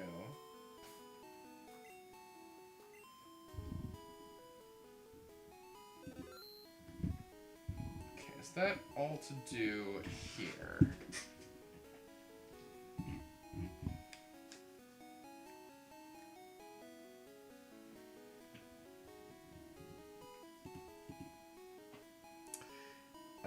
Ethan, I'll leave you to think about which one that is, but, I won't be going for too much later.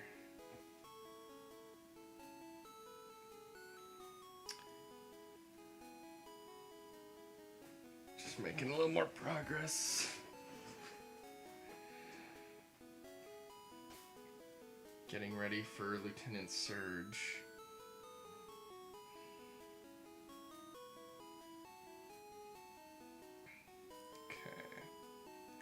So yeah, at this point,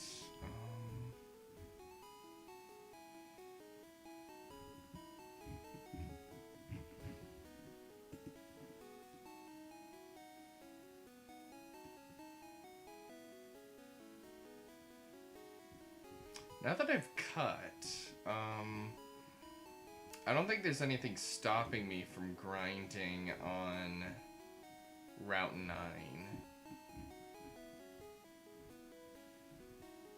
To prepare for Lieutenant Surge and his powerful Raichu.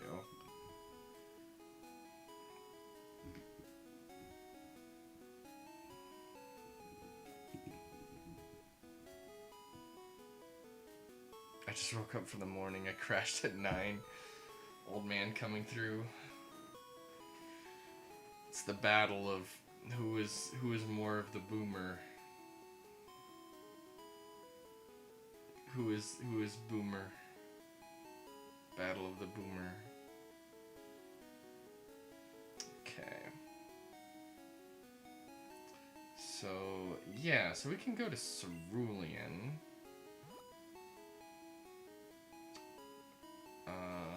And do some grinding there before we take on Surge.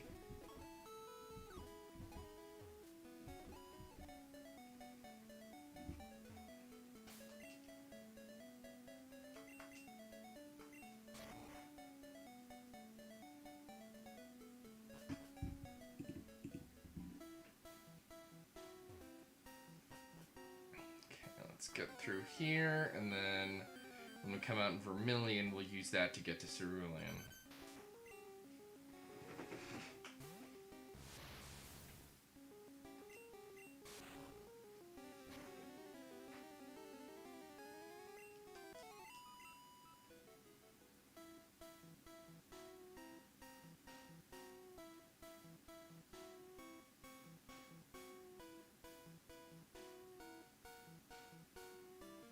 I remember when I was younger, my cousin always was like, yeah, we'll pull an all-nighter, Daniel, when I was over at his house, and he always crashed at like 2 a.m. So. little all bark and no bite in that case.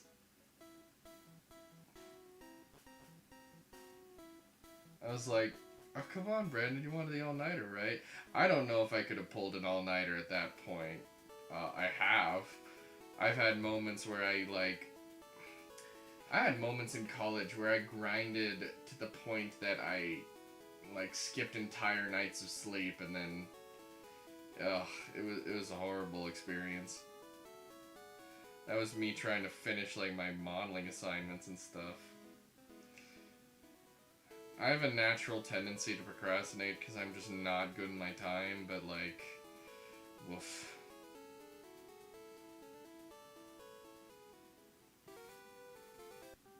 I don't know. Seems like the industry would be rough on me.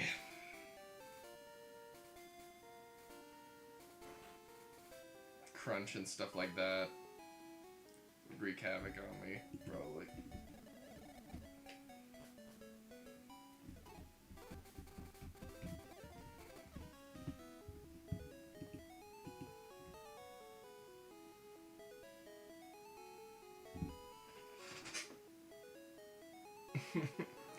You never spend all night writing a big assignment because you got it due tomorrow, and so you stay up until like 10 or 11 a.m. to go to the building to submit it, and then you sleep until later in the afternoon where you start studying and preparing to take a test to the testing center. You've never done anything like that?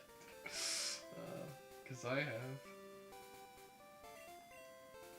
I am not great with my time, so I need to work on.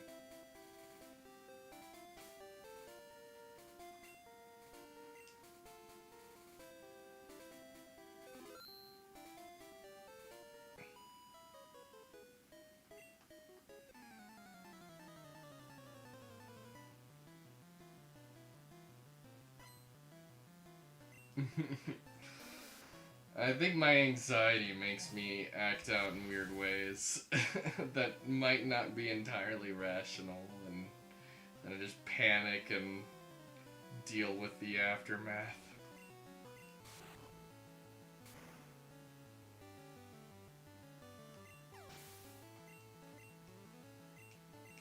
And I am naturally a night owl, so...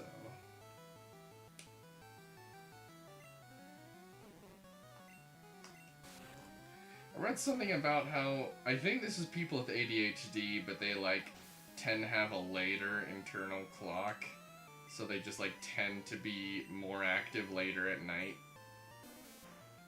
And that's why a lot of them are night owls. Apparently I don't have ADHD, according to an assessment, but a lot of the times when I read the symptoms, I relate to them. What they said is that my anxiety gives me ADHD-like symptoms, but, so I guess that's what they say.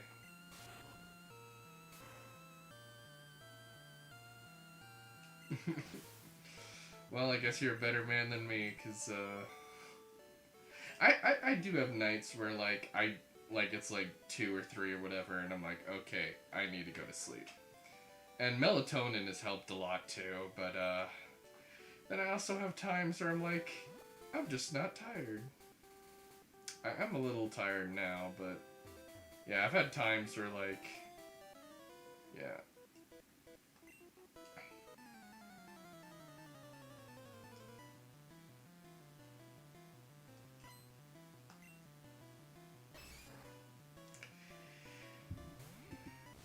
And it is a Sunday, so I'll be able to get some rest. So, if I was doing this, like, before a work day, then that would be a horrible idea.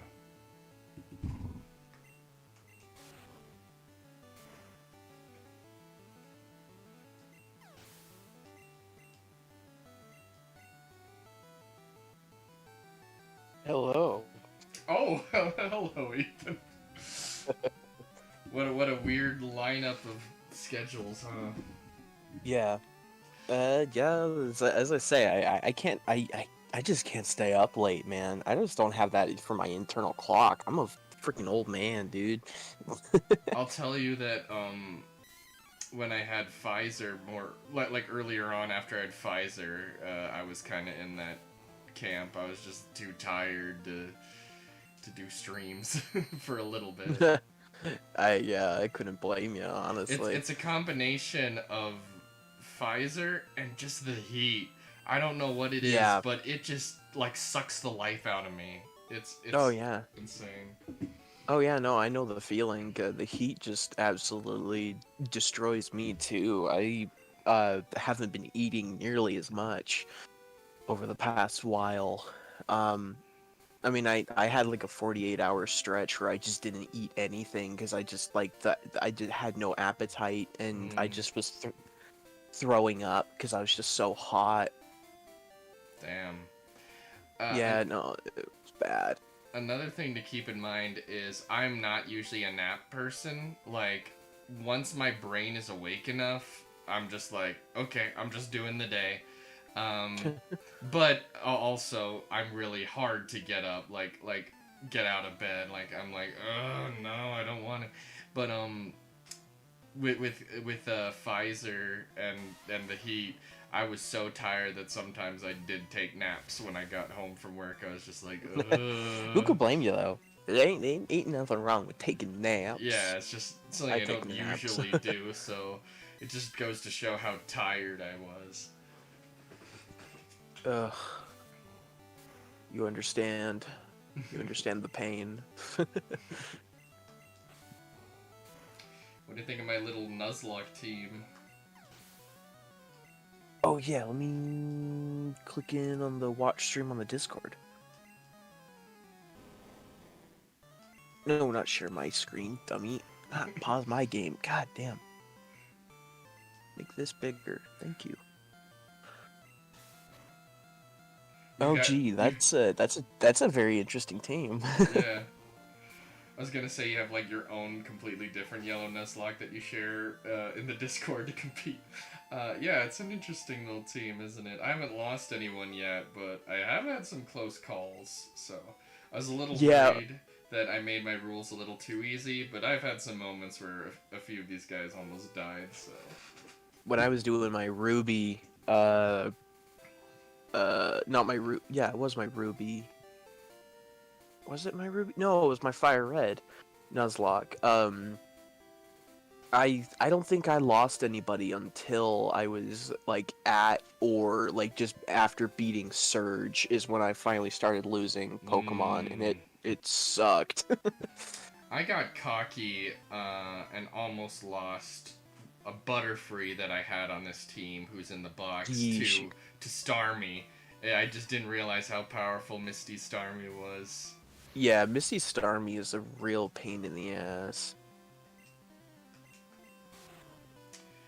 And apparently in yellow, Surge is a really powerful Raichu, so I'm just doing some grinding, and that's scary, so let's go to Stonks. Not a bad idea.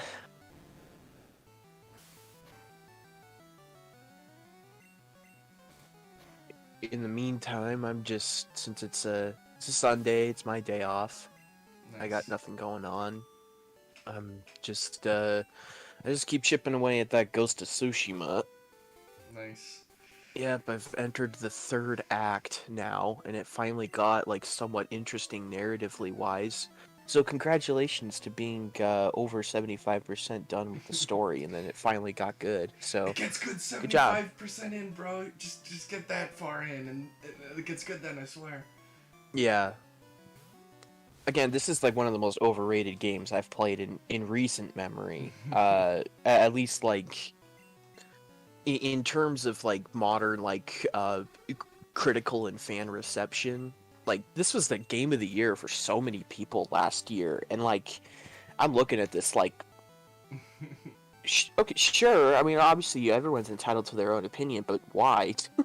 Like why? What makes this so special? Because from my perspective, I'm just playing another generic open world video game with another generic open world kind of narrative, except, you know, you have the aesthetics of Shogun era Japan with, like a story that's pretty generic of a lot of samurai cinema, Right. and very clear of its influences for a good chunk of that story until it kind of takes a little bit of a turn at some point and actually starts introducing some more stakes other than just, ooh, Mongols bad. Uh, like, yes, the Mongols bad, but also, what else? No, you don't understand. They're really bad. Yeah, I mean, yeah, I got your whole, like, ooh, I have internal struggle because I must protect my people but go against my honor code and stuff like that. It's just it's a story we've seen time after time again, which is understandable because, a lot of the stories that we see in a lot of Western cinema and, like, kind of, like, action and dramatic roles, of course, Westerns and so forth, were derived from samurai films. Uh, so there's nothing wrong with that on its surface. Yet my problem is that uh, there's so much more that we could do with this. Why are we treading old ground when we could possibly write a newer and more interesting story instead of just going through a checkbox of what did Kurosawa and other prolific samurai directors, what kind of things were they doing back in like the 50s and the 60s? And that's what it Right. feels like. So for this Nuzlocke run, I've given myself a 3 tries dupes clause. So I got 3 tries on a new area to get something different. I already have an Okay. Eateran, so this one I can kill. 3 tries dupe clause. Okay. And even with that, like, I have gotten dupes anyway. I've got 2 Bell Sprouts. I think I've got 2 Pidgeys. Yeah, I Oh, mean, I don't know. Oh, sorry. no, you I go. You wanna probably. complain about capitalism, and you're a great person to complain about capitalism too. Um, hey, Ghost of Tsushima's got a PS5 upgrade coming at some point soon ish. But guess what? What? For someone like me who already owns a physical copy of the game on the PlayStation 4, I have to pay $30 to get an upgrade for a game that came out last year. It's great stuff. Great I'm stuff. getting a free upgrade for The Witcher 3 though, so that came out in Nice. 2015. So, Nice. Death Stranding's only charging $10 for their batch of new story missions and some extra like gameplay features and stuff. And that game came out 2 years ago. So I kind of understand why they would charge at least a little something for that, but They even then need the they're not selling monies. they're they're not selling their physical edition for $70 like they're doing with Ghost of Tsushima on the PS5. They're selling that for $70, last year's game, but with a new map and Japanese lip sync. $70, please. In other news, Nintendo Switch OLED. Did you see that?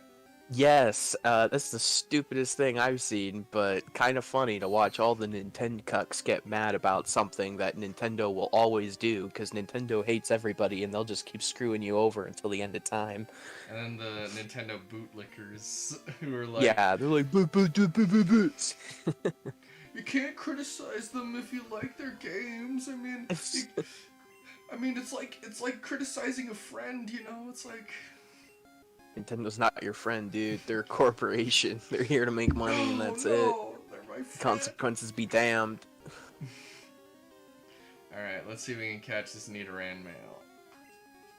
We got a lot of Oh, it's Pokeballs, funny. so I think it'll work.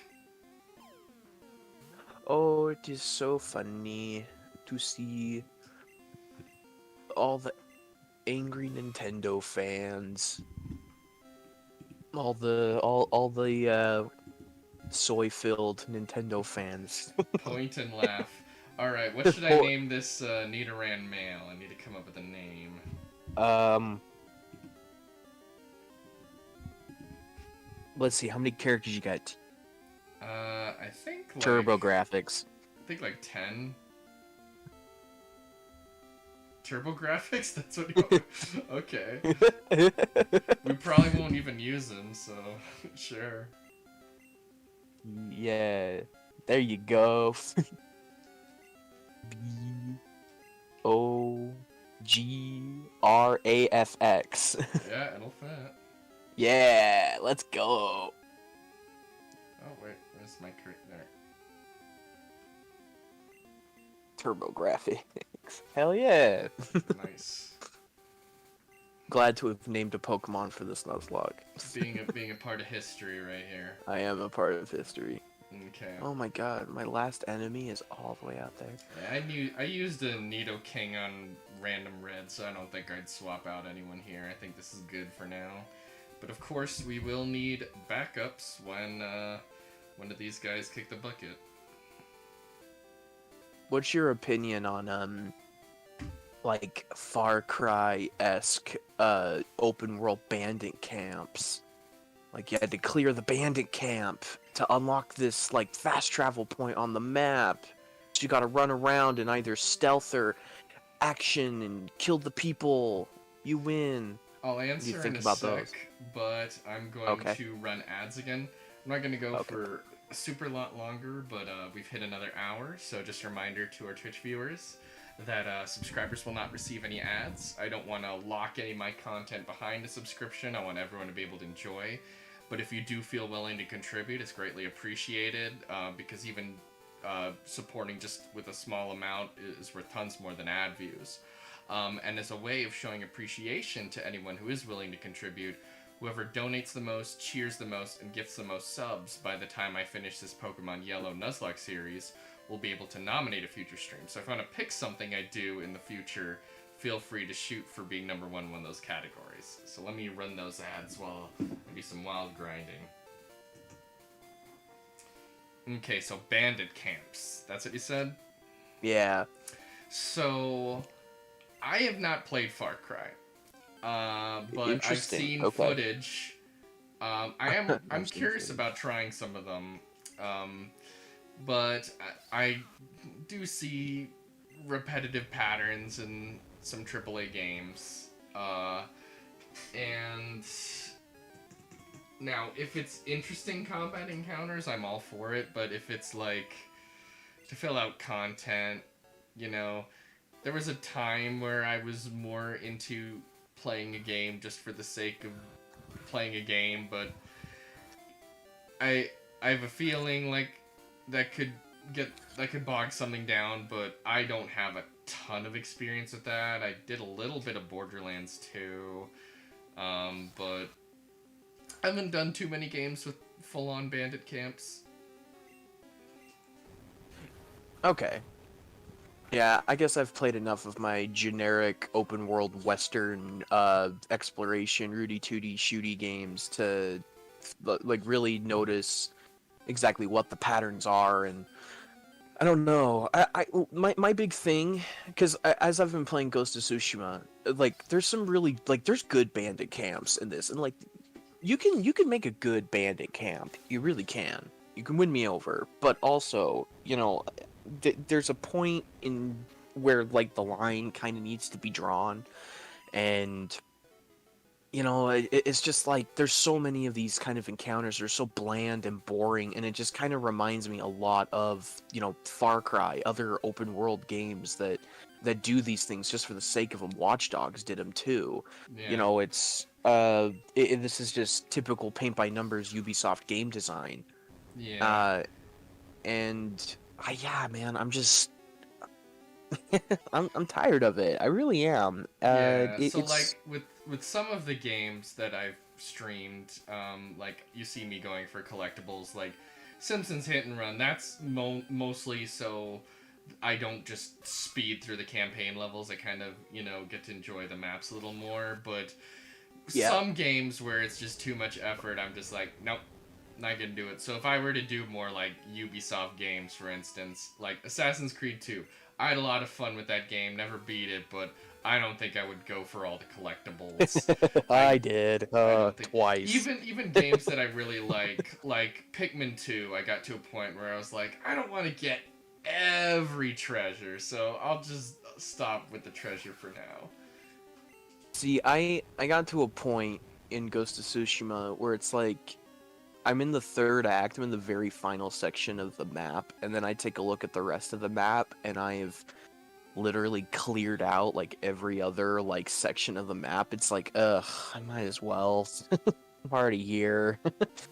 Might as well just do the rest of the Ubisoft checklist bullshit and get it over with. Get my platinum trophy and then go play something good.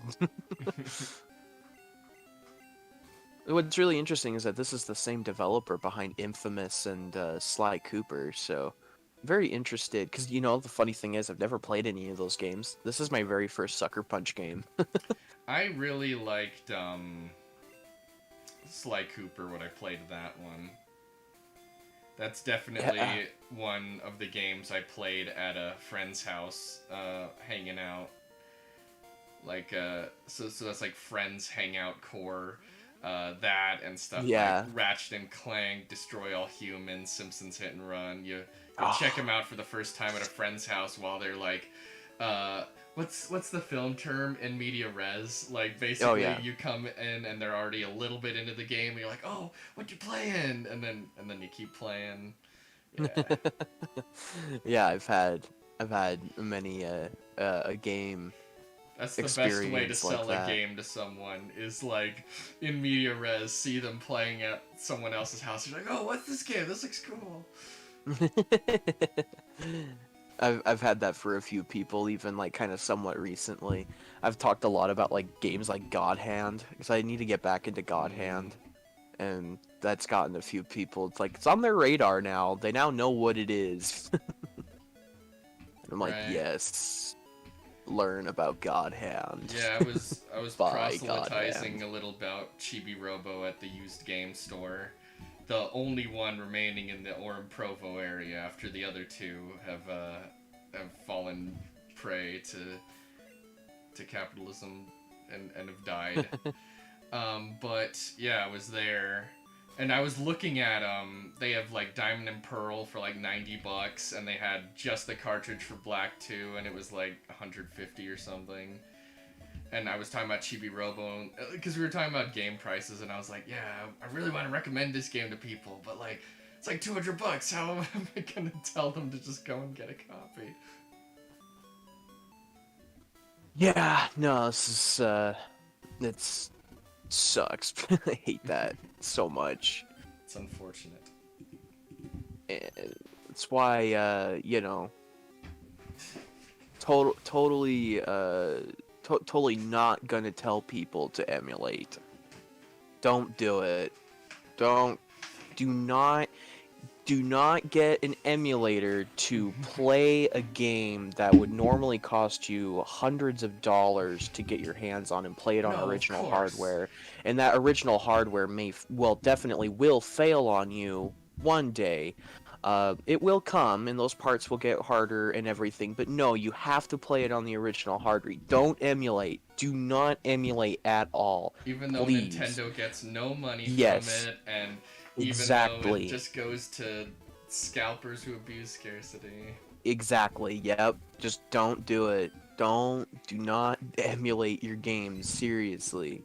This is the copy of Nintendo Power, which is the reason why I have Chibi Robo, because I saw it in this Nintendo Power, and I was like, oh, Mom and Dad, we gotta get it! So I thank this for the reason why I have this rare game. I was looking at my stack, and I was like, oh yeah, there was that one copy that got me to get Chibi Robo. I've got some, like, somewhat rare, like, 360 PS3 stuff, but I don't think I have anything like that for the PlayStation 2 or the GameCube. I guess I got a Gauntlet Dark Legacy, which I guess is like, and I don't know if I'd really say if it's all too rare or desirable, but even then it's still kind of a little pricey. I guess I've got Metal Gear Solid Twin Snakes for the GameCube. There you go. That one. Yeah. But I mean, it's Metal Gear. I'll waste money on Metal Gear. That's just the slut I am. I fully acknowledge it. Okay, let me... Had to make sure to heal at this Pokemon Center, so I'll teleport to it now.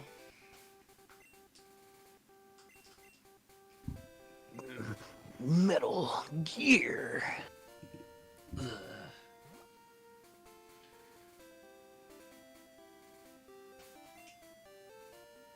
Okay, so let's continue grinding off of these trainers. Definitely, as soon as I'm done with this, I'm probably gonna unplug the PlayStation 5 again for a while. Probably hook up the PS3 and find something to play on that.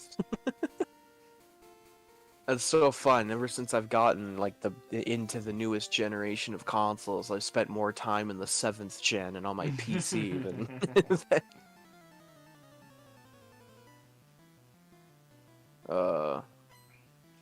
It do be like that. Well, I mean, usually they start off pretty slow. Yeah, I mean, usually they do. Oh my gosh, why do I keep dying?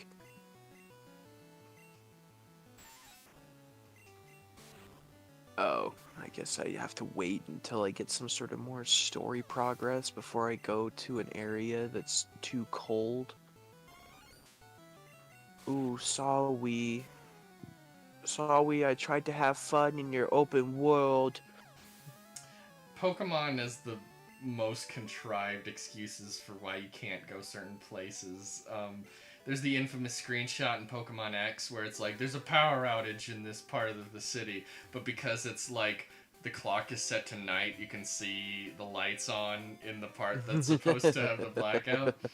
And then in Black 2 and White 2, I think, there's just a whole bunch of row of people, and they just, if you talk to them, they're just like, we're dancing here for no reason, someday we'll leave here for no reason. It's just the most contrived scenario. Amazing. Oh, that does remind me, I still haven't even finished my Soul Silver run. I haven't just been really happy with the team that I have at the moment. I'm just not really finding Pokemon that really click with me at first. But I know, like, they are there. I just need to get to them. In fact, I need to go back to the tower, maybe catch a Ghastly and grind that Ghastly up. Because I do love though obviously I can't get a Gengar. I don't know anybody who's got a Soul Silver or a Heart Gold cartridge around the place I can trade Pokemon with, unfortunately, but... oh well. If I happen to get a Heart Gold or Soul Silver one, I'll let you know. Can you trade with Diamond and Pearl? I do have Diamond and Pearl. Can you trade between those? Because I have Diamond. A little bit? Like, I don't know if the servers are still up, but maybe we can figure something out that way. I don't know if you need servers, or if for trading, if you can just go peer-to-peer. You should be able to just wirelessly connect between the two. Because you could always do like in net the same play. spot, though, right? Yeah. But also, I do know that I think people have hacked the servers and created their own that you can join onto. Oh, yeah. Looks like Pikachu's real happy. Yeah, because I've got... I do have my own copy of Diamond. I think they can... I think Diamond and, Soul Silver and Heart Gold... in the same gen can do that. Yeah, because I think they're all technically Gen 4. Yeah. It's interesting, as I've studied more about Gen 2. It seems like Gen 2 was designed differently from Gen 3 onward, because it seems like Gen 2 was kind of envisioned more like an expansion pack rather than a full sequel, because, like, you use a lot of Kanto Pokemon in the game, right? And you go to Kanto again, so... It seems like they went with a different approach with Gen 2, whereas Gen 3 onward, they're like, oh, we'll just do fully new stuff each time. Oh, yeah. No, it's certainly interesting.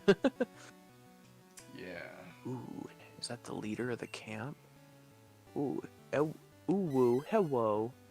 Cut your head off. I think another problem I have with AAA games, aside from, like, stuff like bandit camps, is like the real driving force behind the writing is, I mean, because like a lot of these games are so like lacking in any real ideology, because they're going for consumption. Because like I've been watching, I was watching today, Dylan was playing Mirror's Edge Catalyst, and it looks like a really fun game, but like I can't help thinking that what I saw of the kind of dystopia that it's set in seems like very vague ideology, less just oh it's oppressive and people need to be free, but there's like no obviously there's no like sophistication to that. If I remember correctly, I think the first Mirror's Edge actually like tried to say something about like, Oh, oh nice. yeah, we kind of live in a weird dystopian hellhole, and kind of like actually talk a little bit about the politics of that. But Right. of course, it's an EA published game. By the time you get the sequel, it's like, we gotta sanitize this for as much as possible. We have to appeal to the gamers TM. Because if we We point a can't finger have too much politics. at the real problems, then we might point the fingers at ourselves. It's the problem. Yeah, that is the problem.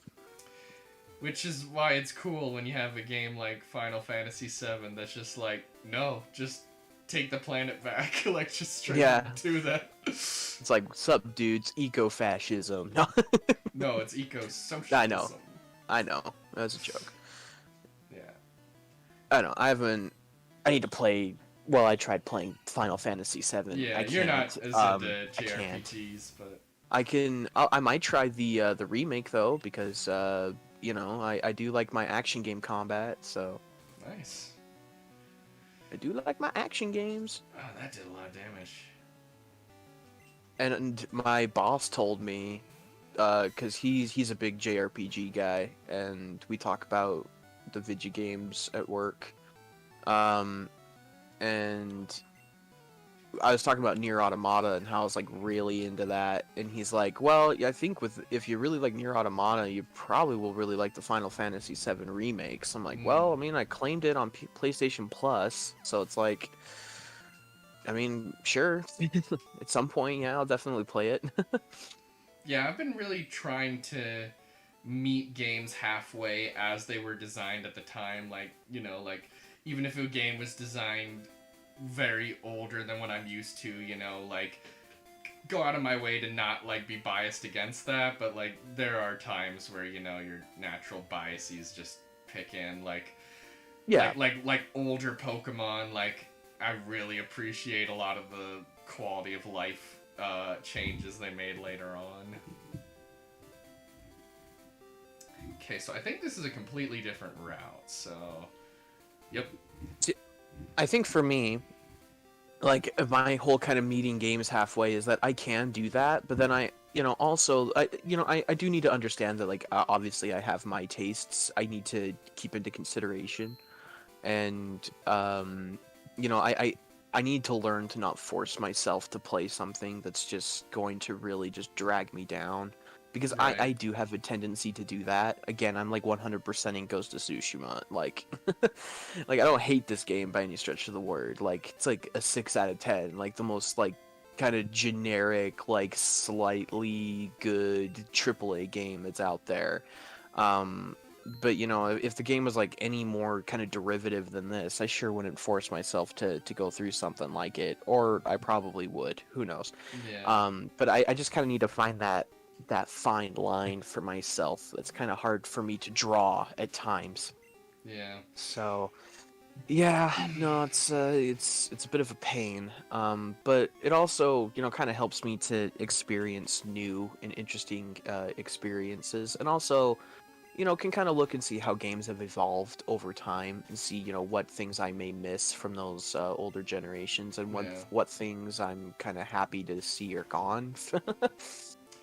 Something that I'm, like, especially picky on is UI. Like, Oh I yeah. think especially, like, old computer games where, like, before... Like, I'm talking especially, like, when OSs were, like, very command prompt heavy rather than, like, actual visual UI. Like, that kind of stuff, I'm like, ugh, that looks clunky to play. Like, You ever having... played a System Shock? Looks like you're playing a graphing calculator. Oh, boy. It's bad. I've tried. I've tried playing the original System Shock. I really, really tried. But it's like, dude, I'm playing a graphing calculator. This sucks. I can't. So I just like watched the whole story and everything. I'm like, that's a freaking great video game story. Awesome, great characters, really interesting world, but man, that gameplay. I do not want to play a graphing calculator. Right. Well, what should I name this Magnemite that I just caught on this new route?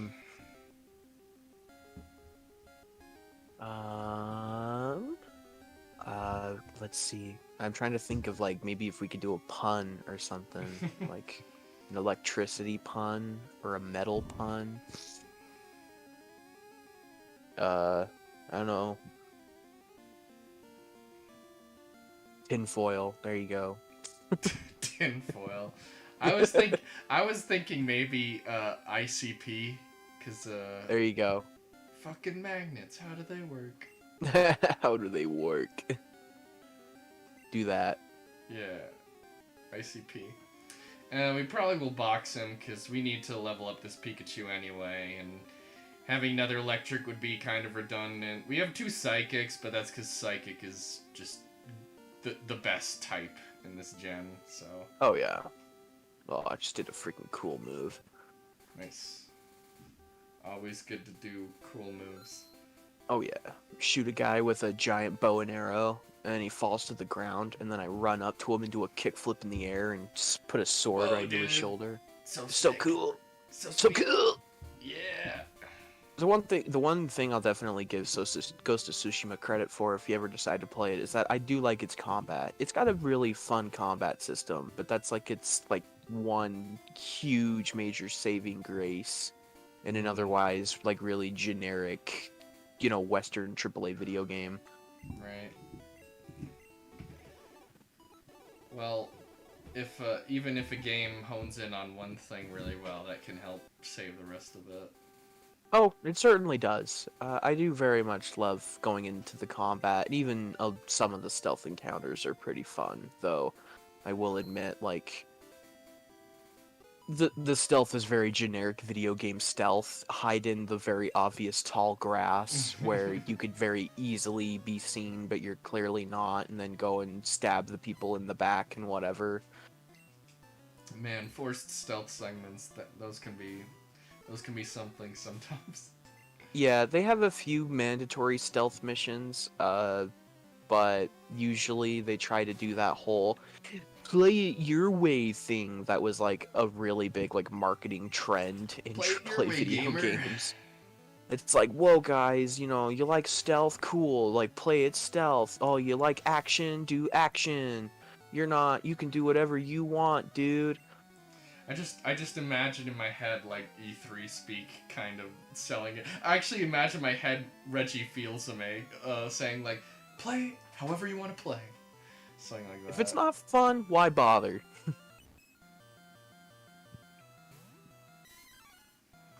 That man was quite the personality. The Chad Reggie versus the Virgin Ninja. Ugh, Ninja, he seems real cringe. Ho. Aha. A funny pun. A funny joke. Okay, let's put Neo back in front.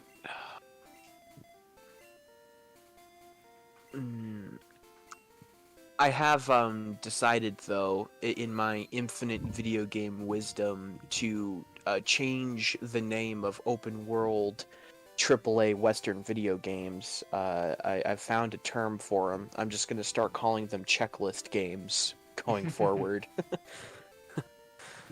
They're checklist games. That's all they are. Sense. It's just a bunch of icons on a map, and they're just like, here, go do it. And it's like, okay, you're just having me fill out a checklist then. Nothing wrong with that on the surface and everything, but it's what it is. It's checklist game. No, it's not that. You know, it's more than that. Yeah. Sure. All right. I think. What level is everyone at? Okay. I think maybe we'll do a little bit of rock tunnel stuff, and especially trying to catch something in the rock tunnel, and then we'll head back to Surge. Surge. Lieutenant Zurg. Zerg. I gave Exmo Flash. Destroy the black powder cache. Hooray! I've done the. I did it. I did the. I did the bandit camp. I did the bandit camp. I'm done. Hooray! I did the bandit camp. I'm going to win the game, guys. Hooray! I beat the generic AAA video game. Let's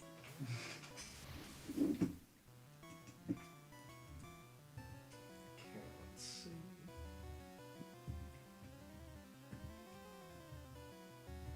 Okay, looks like this Cubone's a little higher level. We could just do Cadabra though.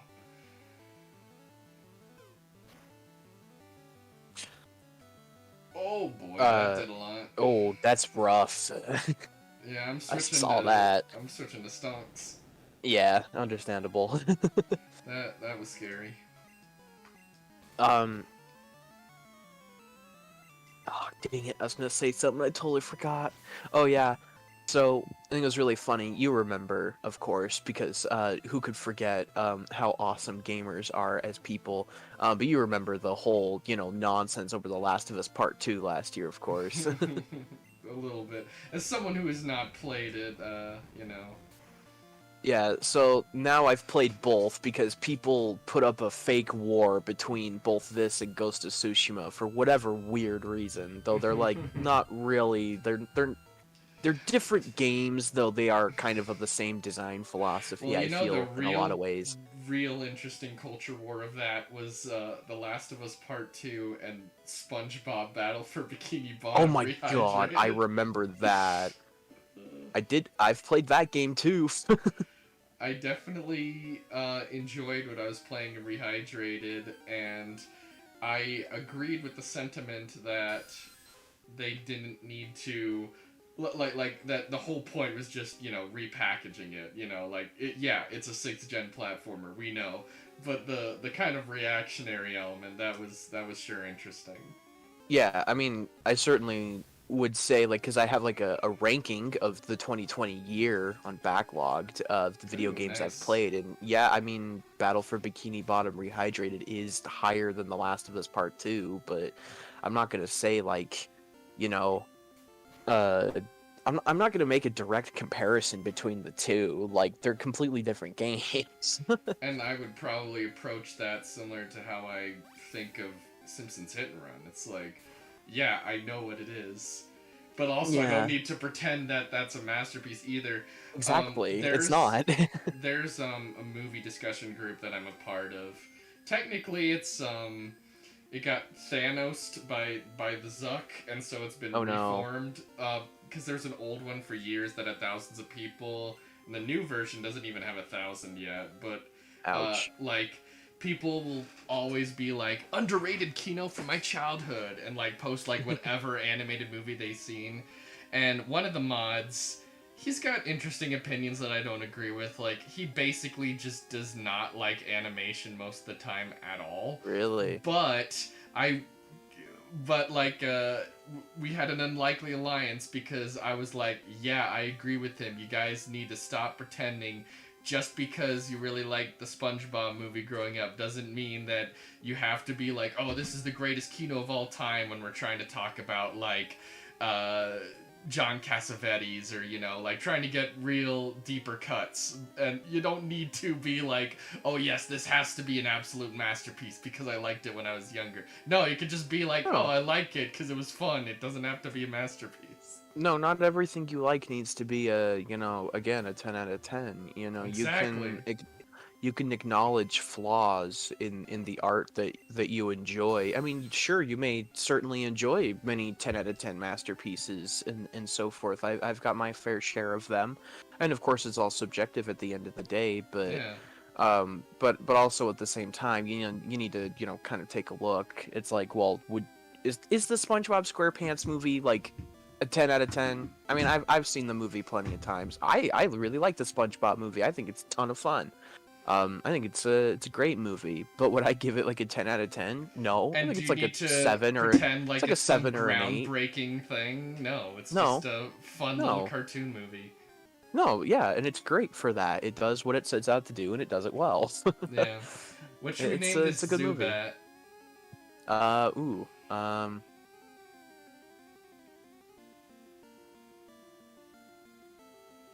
Hmm. What would be a good name for Zubat?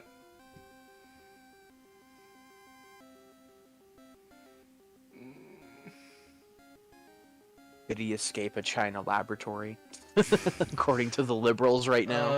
I do not want to play into that. No, no, no. No. Not gonna play into that. I'm kind of thinking Robin, and here's why. Robin Williams, Batty, and Fern Gully. So, Hey, there you go. So I'm thinking Robin. Especially because we probably won't use this guy. Zubat is not great. I don't think Golbat's that great. So I do like Golbat. yeah. But I don't know if he'd really be a good replacement for anyone here. And I actually did use a Crobat in Pokemon Black 2 when I played that game, so... Okay, so Nice. Zubat named Robin.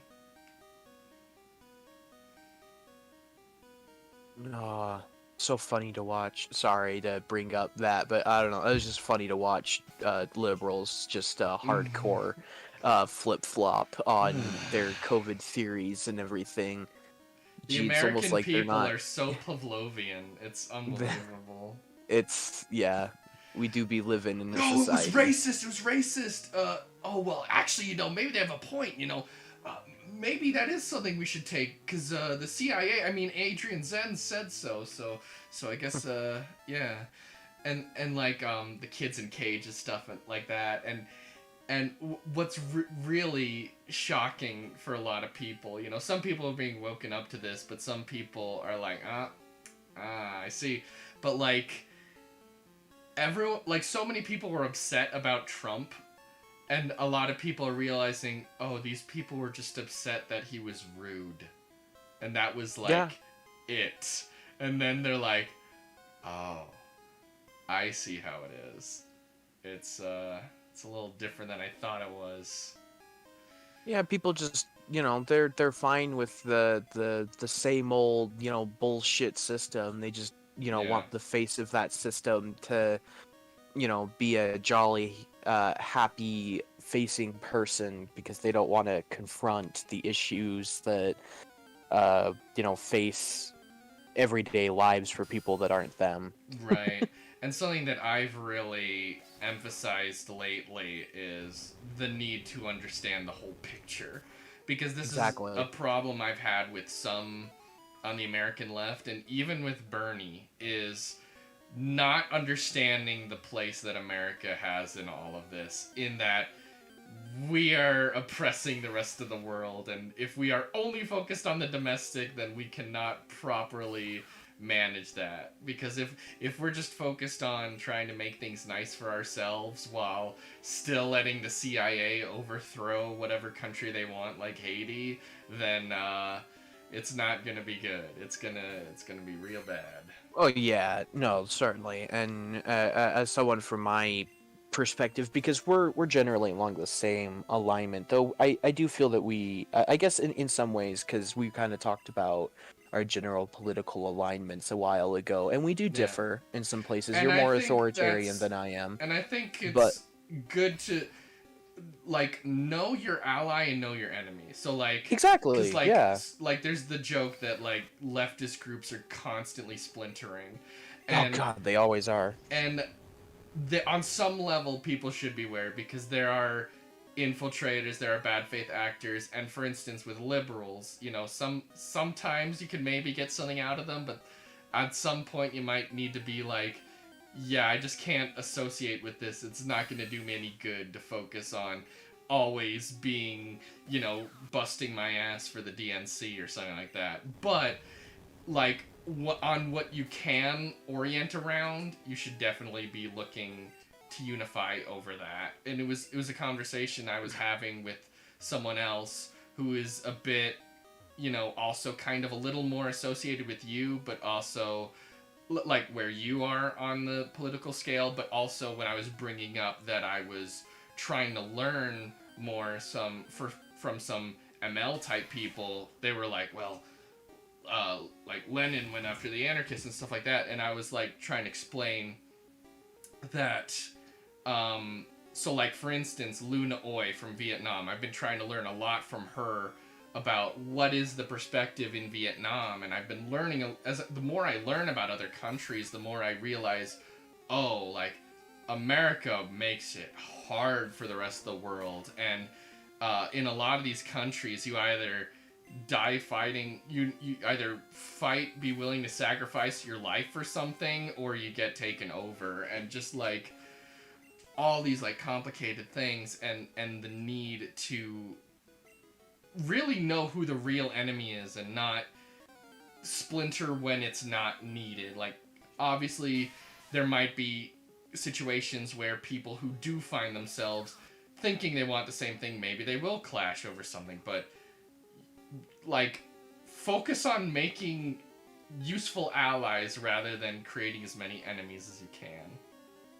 Yeah, that's a problem that's all over left spaces as a whole. It just drives me up a wall. Because you see what the right wing does, and, you know, people who, you know, should be disgusted by fascism, because they can see what it's gonna get them, they sign up for it anyway, because, well, is this anti-communist? Does this mean that I get to keep my stuff? Then, okay, I'm gonna sign up for it, no matter what it is. And so that's why you get such unity on the right, because, you know, there are splinters, but like they're like, I want to keep my stuff. These guys are fighting the people who want to redistribute stuff, so I'm gonna team up with them. They did. Become one of me, then. Become an anarcho-communist, then. Join my side. They just become. They just simplify, and that's also part of why they will eventually team up with the fascists, and that's why what used to seem like a big hot take, and now I'm like, oh, this is just science, is the liberal establishment will side with the fascists because they are anti-socialist. Now, a lot of those liberals might become socialists, and then they won't become fascists, but that's where the power will lie. It will Wow, that sounds a lot like what happened to me. Yeah, exactly. I was kind of in more liberal spaces and so forth when I started paying attention to politics as I was beginning to exit high school. And then, of course, as I'm paying attention to things, I voted for Bernie during, like, the 2016 primaries. Though that's still, I was still a piece of shit, misogynist, shitty human being. Yeah, you gotta take steps. Even though, like, my heart, I guess, was ultimately in the right place, I feel, at the very end of the day, I was still a shitty person, and I still had shitty opinions, and was kind of falling slowly but surely into an alt-right pipeline. But I guess I just kind of had the self-awareness to pull out of it as fast as I could, and I was like, this is weird, man.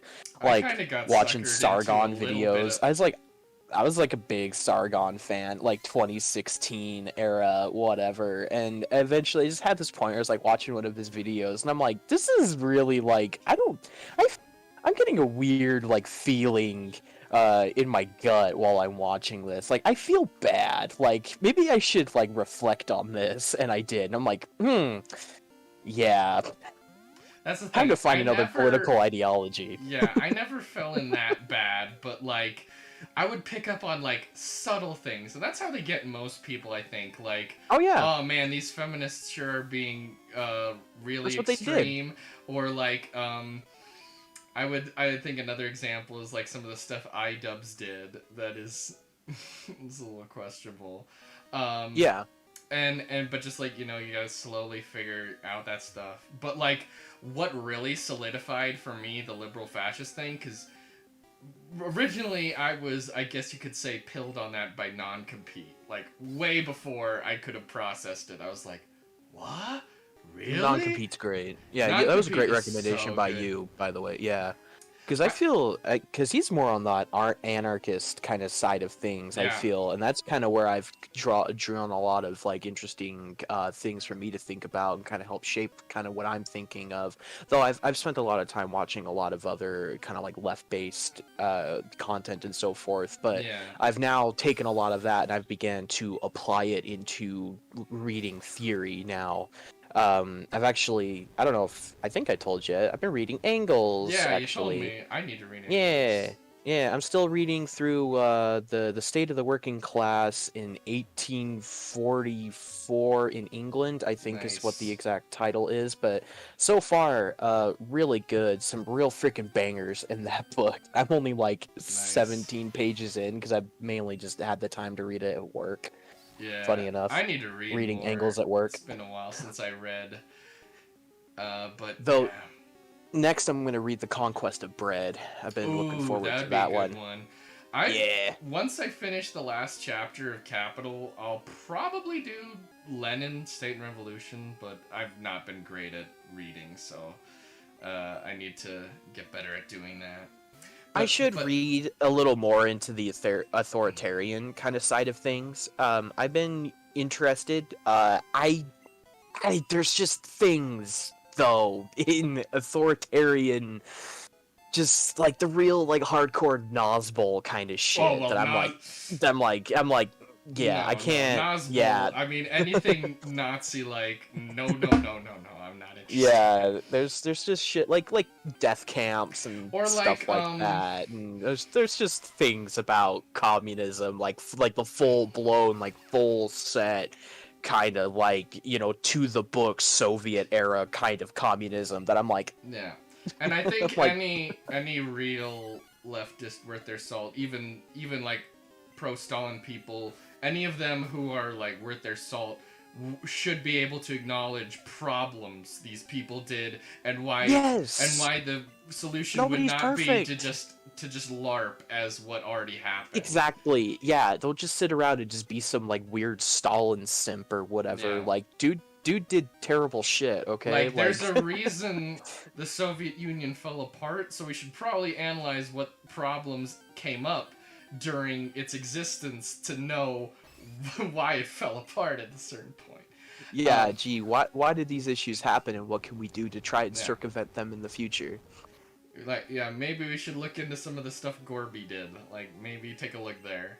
But another example I would think of is I'd be very curious to see what the people who actually support this group would think, like their actual genuine take. But from what I've seen, the Shining Path of Peru from like the 70s and 80s seems like one of those organizations that was communist and just like did not seem good to me from what I've seen. They seem to terrorize people and have a very weird interpretation that just seemed very off base. So that's an Oh, example of I'll need to like look into that. I haven't heard of that actually. Bad Empanada is a good video on it.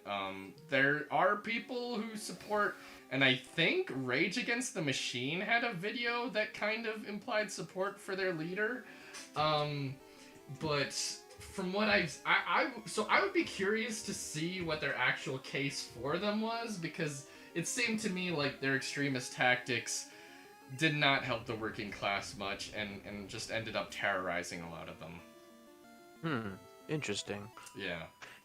Yeah, I mean, we all, I guess, are in that same boat of, we all need to learn more about, I guess, kind of the world around us and political theory and so forth. We're Yeah. always growing and learning and so forth. But Yeah. yeah, because I haven't heard of that before, but I'm more than interested Yeah, to there's kind of so check it much out. to I'm learn. curious. Always more to learn. I Always is. like it reminds me of how like when I used to be a Mormon, like my understand like the stuff they would teach in church, I'd just be like, when have I heard anything really new in like years? And then Exactly. I see like Exmo stuff and it's like boom, like it just like I start learning all these new things. I feel like that way when I like learn new leftist things. It feels like I will never stop learning new things about the world, like Oh yeah. whereas No, it's awesome. the neoliberal way is like work hard and you'll achieve the American dream. It's just the same like pithy little platitudes. Oh yeah.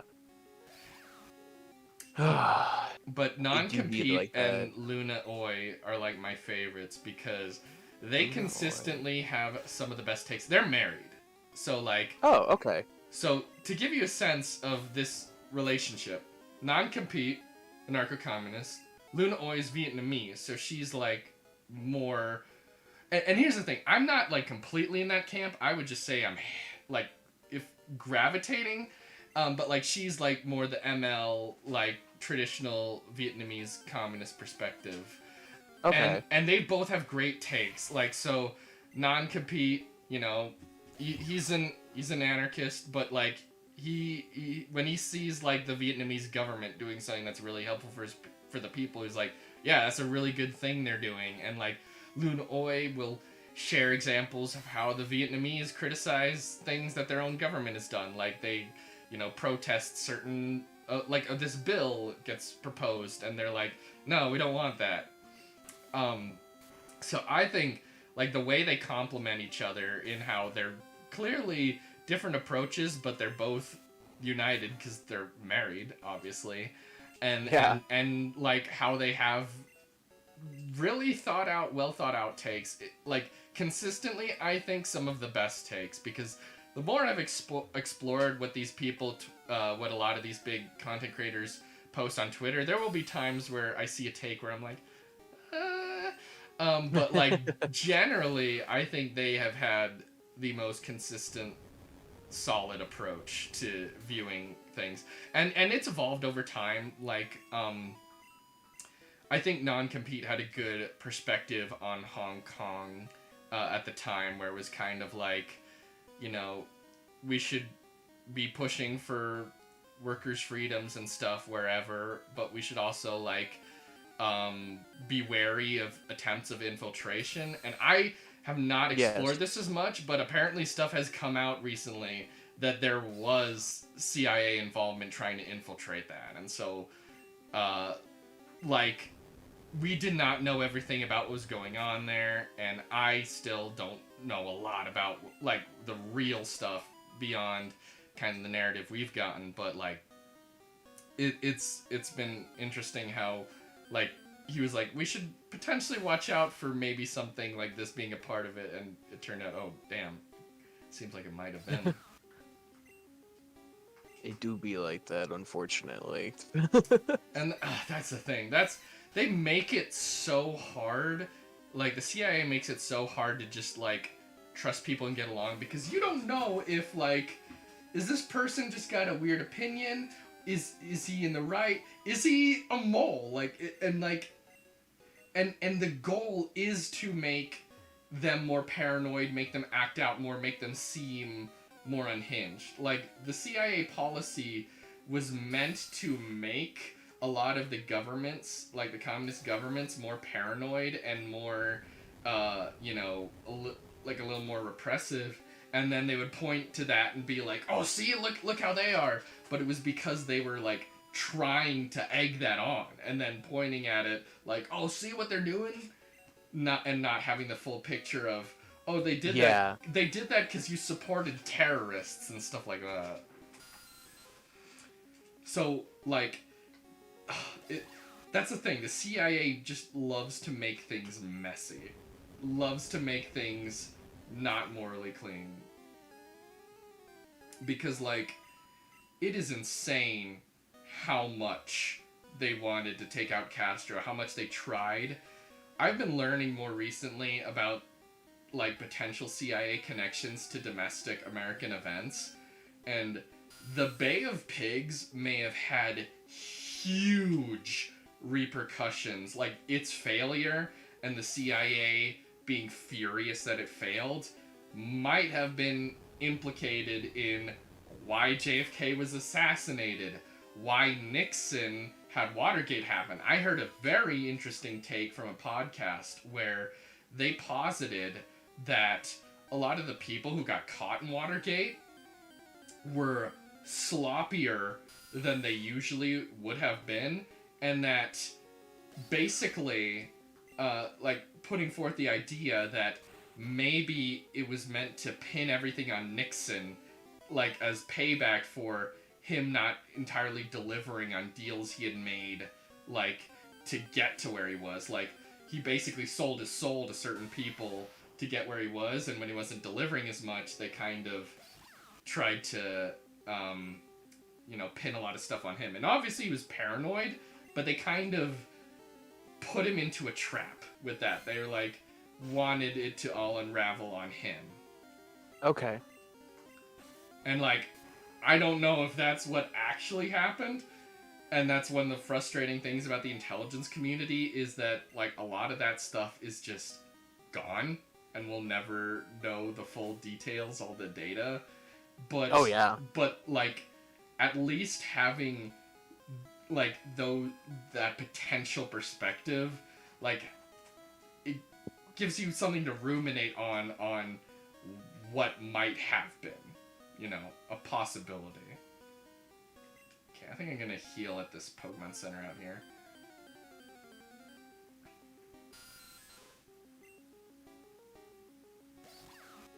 Because I was listening to a podcast talking about George H.W. Bush, and there is a lot of shady stuff around the Bushes. It's insane. Oh yeah, undoubtedly. So, like, in the late 70s, that was the first time George H.W. was a part of the CIA. But it turned out when JFK was killed, he was like one of the first people notified and it was like a message that was like secret clearance.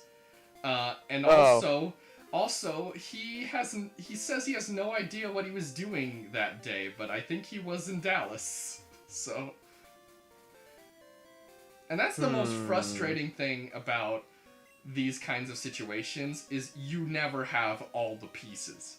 So you can never confidently say, it was this, it was that. But you can see enough stuff at the edges where you're like, this is fishy. And what the podcast was saying is, like, it's obvious that what Bush says sounds fishy, but the whole point of it is to leave no threads to unravel. Even if you try to make if you try to make a good excuse or whatever, no, you want nothing there. So even if it's fishy, there's nothing to grab at.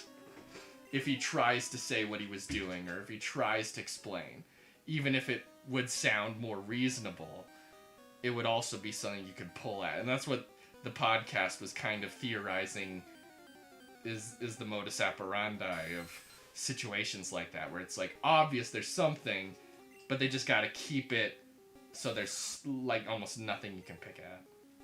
Okay. Yeah, I don't know. Again, there's a lot of dates, events, interesting things to consistently think and ponder about that I obviously need to do. Yeah, and kind of look that's up the thing, over is time. like they are making it hard. They want to make, like, the CIA wants to make finding the as objective truth hard. They want to muddy the waters so that actually getting a clear perspective is a task that most people just can't afford to do.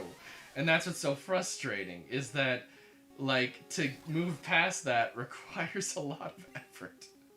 Yeah. It's so annoying.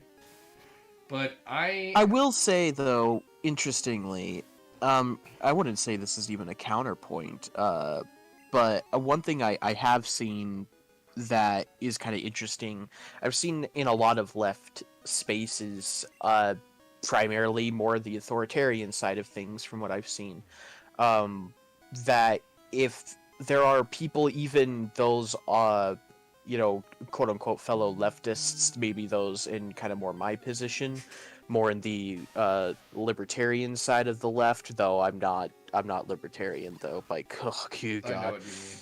Yeah. Not about ready to go date little girls or something freaking weird shit like that. Libertarians have an essentially juvenile understanding of the world. And also, Yeah, they don't. what? I need a license to toast my toast or something now, huh? And they also don't realize that their vision of the world requires a whole lot of infrastructure around it and the privilege of being on the receiving end of it. Yeah. Yeah, it's batshit. It's for To say the very it's least. for people who are entitled. Yeah, I very much agree to that. But the one thing I've kind of seen that's a little interesting in some left spaces is that if there's like really any genuine criticism of ideas or even just like discussions tried to be made about, you know, hey, not necessarily in on that perspective or something like that, it delves into fighting so fast. But Yeah. I've seen a lot of deflection tactics used. One of which is that people will just write off criticism of their ideology as, oh, that's a CIA talking point. They want you to think that because this and this is like, no, dude, I'm just not on board with death camps, dude. Like, I don't know. There's a lot of That's the problem with oversimplification Twitter of is that it really simplifies things. yeah, And yeah. 280 characters a tweet is not enough to obviously fully uh, get one's point across. But I mean, that's the point of Twitter, though. Twitter's entire business model is made upon, you know, these kind of fights and the Twitter account of the day, essentially. Oh, who's the guy that we're pointing at today on the homepage? You know, just that kind of shit. And then of course you get all the fighting and even some infighting out of that. It's just discourse, baby. It not be fun. I think the problem is that the waters have been so disturbed by decades of propaganda and misinformation and disruption that when in the early 20th century we had a lot more of a clear picture of what we should be doing, now people have kind of fallen out of that habit for so long that we like pick stupid fights, argue, you know, way more than we need to. I think generally there needs to be a lot more listening in good faith.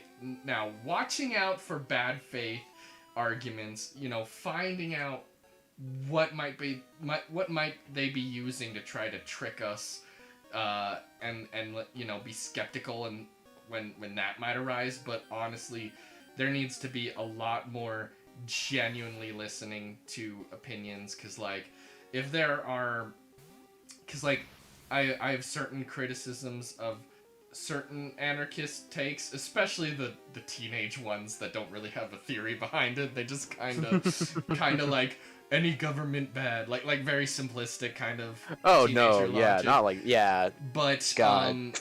but there are like so I find his podcast really entertaining and I've learned a lot from it. But Robert Evans of Behind the Bastards is very like anti-tanky, and I'm especially skeptical about that because I've learned more about how Bellingcat, the group he works for, has funding from the National Endowment for Democracy, which is funded by Congress.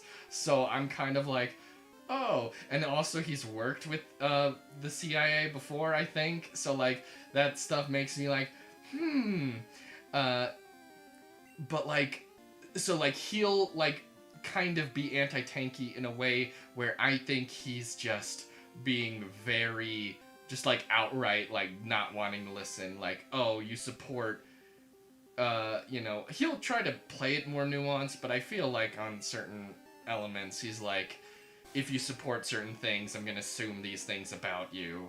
And also on the contrary, I feel like there are more reactionary types within the auth left space.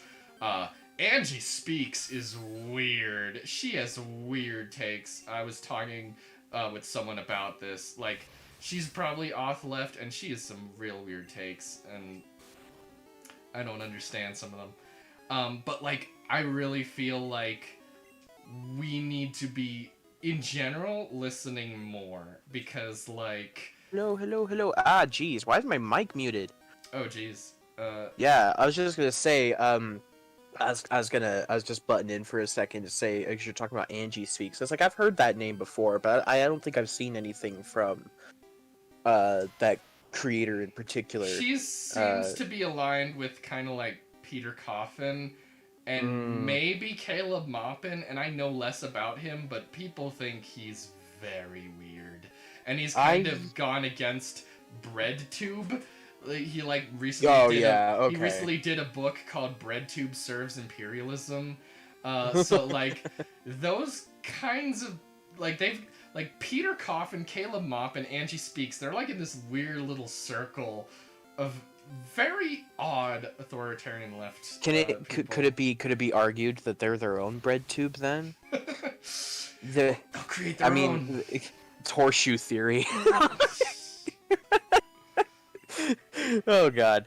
Now, Um, now I do think that I don't think it really is horseshoe theory, but I do oh yeah, think no, it there was a joke. That was a joke. Clearly, obviously a I joke. do think there are off left people who are reactionary in certain ways. Especially, I feel like they're being nostalgic for what like the Soviet Union and China used to be, to the level of like, yeah, but now we care about like gay people and stuff, and we should be moving past like so like I think Cuba was not great on that, but like now they like care a lot about it. So like that's an example of where they're moving forward past where they used to be. And some people get a little stuck in the nostalgia because, probably because that was when there was the biggest power and influence. But uh, Cuba, iPhone, Venezuela, bottom text. I win. Left wing destroyed. There you go. yeah, so I think in general though we should be listening in good faith, not assuming. So like obviously, so like for me, like obviously I need, even in cases where I might have come to a disagreement with anarchists, I need to be listening to them when they're arguing in good Oh faith. yeah.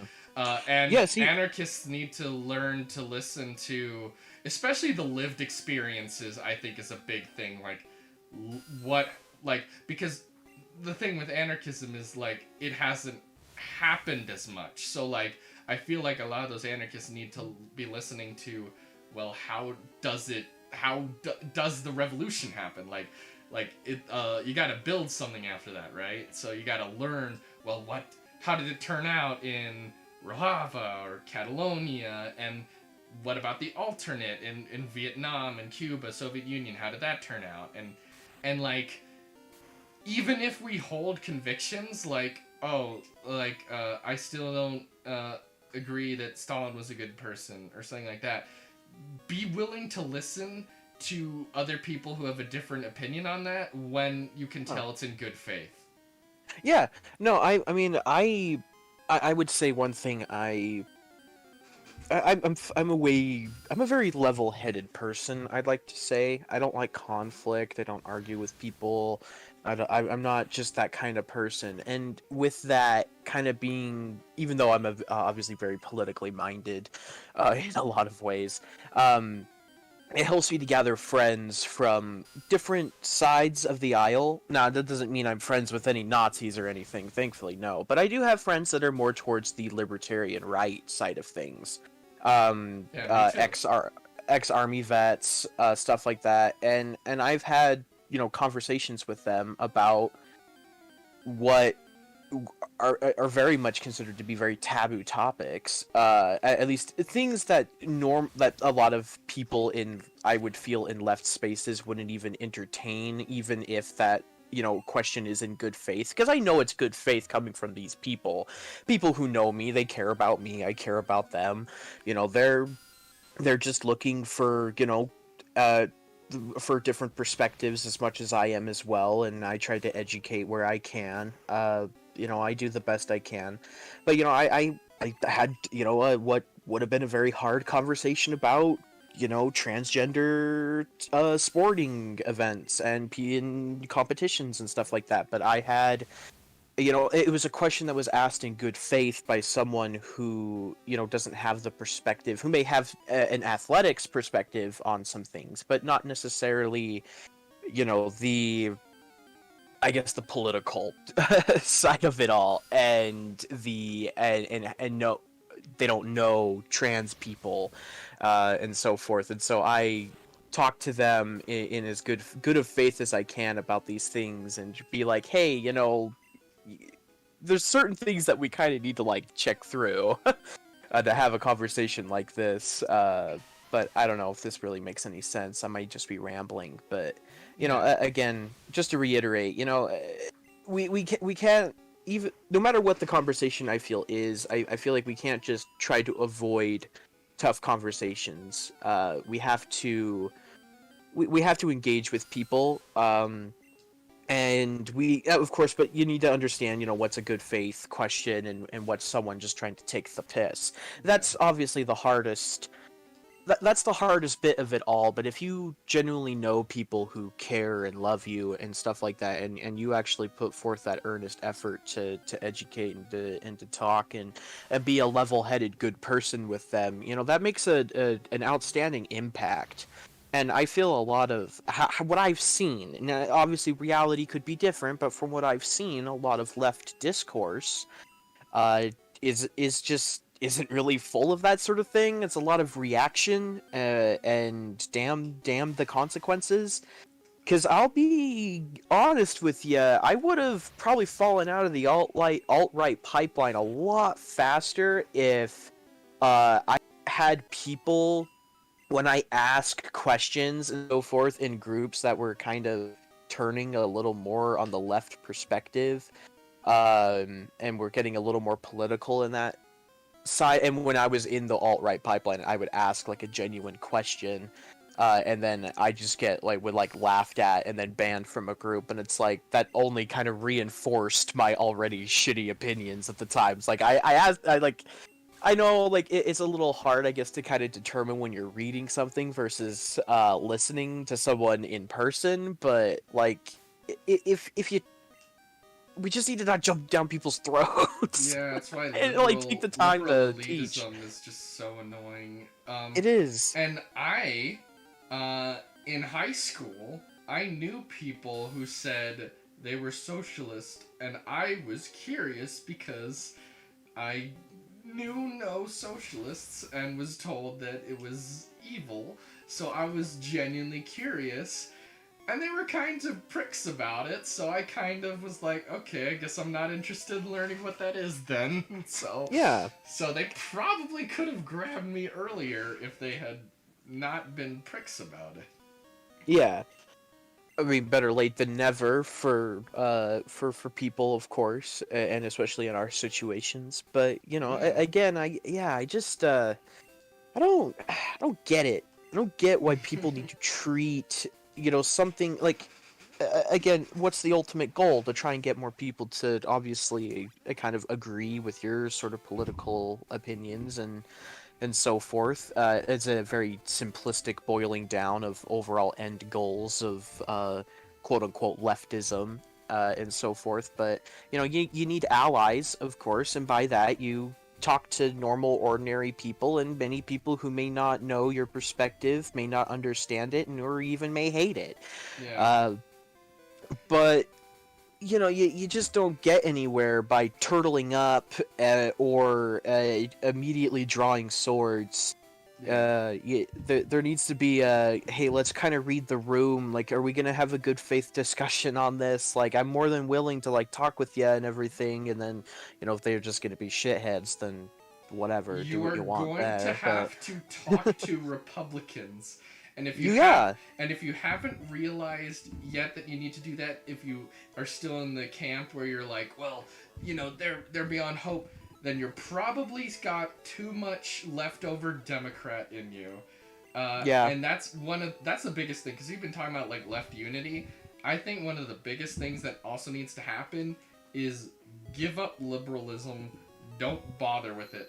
I reached a point where I went from, the Democrats generally have these goals that are, probably technically more in line with what I'm thinking that what the Republicans do. But now I'm at the point where I'm like, it is not helpful to think that way. It is better to think of them as a separate group entirely. It's not that I'm like, further, it's like when you get more whatever, you go from Democrat to socialist. No, it's a completely different thing. I think it's not helpful to think about them as connected, like maybe along an axis, but like really you have to think of them as fundamentally different ways of looking at the world. And so that means that you get beyond the kind of blue Democrat way of looking at the world and realizing that liberals are also imperialists, and you can find plenty of there's probably potential for plenty of future comrades within the Republican Party once they've been de-radicalized as well.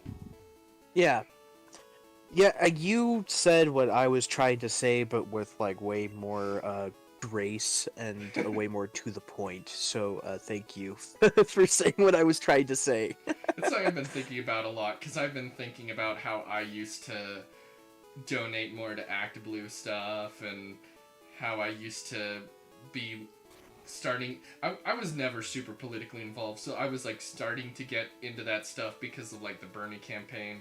But like now I'm like, I'm only focused on the socialist perspective, and if I feel like it's worth my time, like I think there's a lot of opportunity to be done with the Bernie stuff, but if it's just a Democrat, then I don't care. It's not helpful to waste my time on something just because it's blue. Yeah. That's certainly true. A line kind of needs to be drawn. Yeah, you need, and like, so like left unity, but truly, individual liberals, that's different. But in terms of like the liberal establishment, the liberal class, yeah, you cannot tie yourself to that. You have to think about class, bourgeoisie, proletariat, petite bourgeoisie. You need to be thinking about that. Okay, so who am I gonna put in front here? Let's try to bring up Exmo a little bit.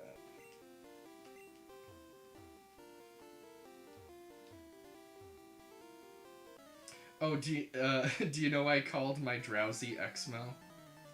Oh, no, I do not. Okay, so there's a kind of meme around the ex-Mormon community that one of the apologetics Mormons will come up with for like horses in the Americas was maybe they were tapers, and so the tapers become an unofficial symbol of ex-Mormons because of oh jeez, amazing.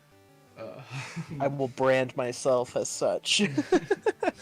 Oh man, the more you get out of that world and you look back on it, you're just like, wow, that sure was something, wasn't it? It sure was. Man, I gotta tell you something interesting, because I've told you before, I work at a pawn shop.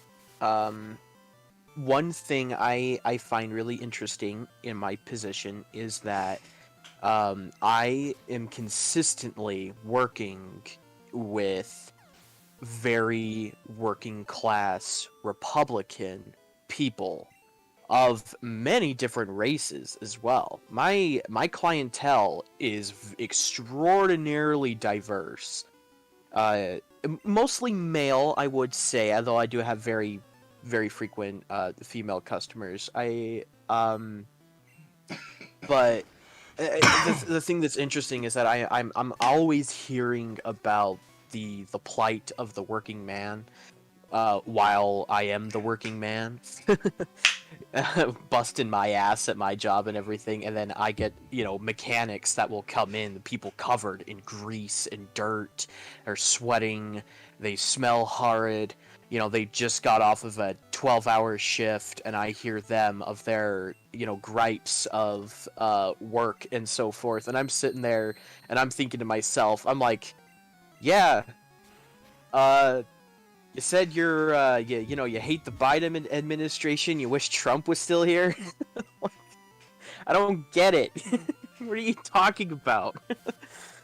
And then I try not to get too open about that kind of stuff in dialogue with my clientele, because of my clientele's political stance and the fact that my boss is right there. And it's just the whole like I hate the fact that I need a job to survive, because otherwise I'd be just screaming about how much I freaking hate this situation and just go on a crazy socialist rant in the middle of the sales floor at work. Damn capitalism and its boot for silencing me, for speaking up of these issues to my clientele, telling them to radicalize, unionize, and attack their bosses.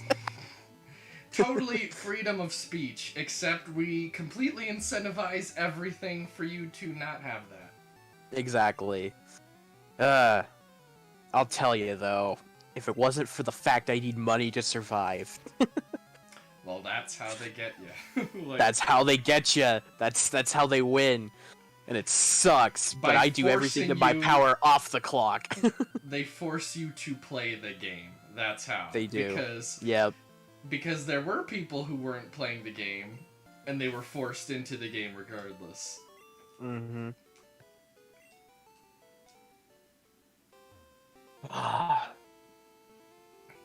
Sucks.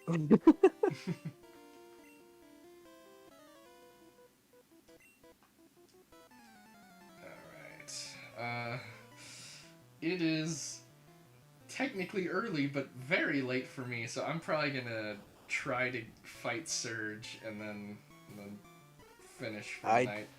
I would have finished way earlier if it weren't for this lovely conversation that we started having. Sorry to keep you up. No, it's fine.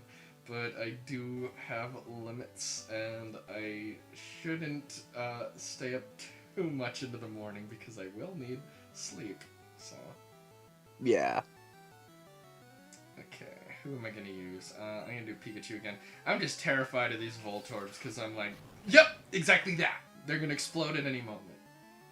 Yeah. Those guys are freaking annoying. No. Okay. Not right, choose okay. Yeah, those guys are scary. I do not like them. They are freaky. Get your ass. They are terrifying.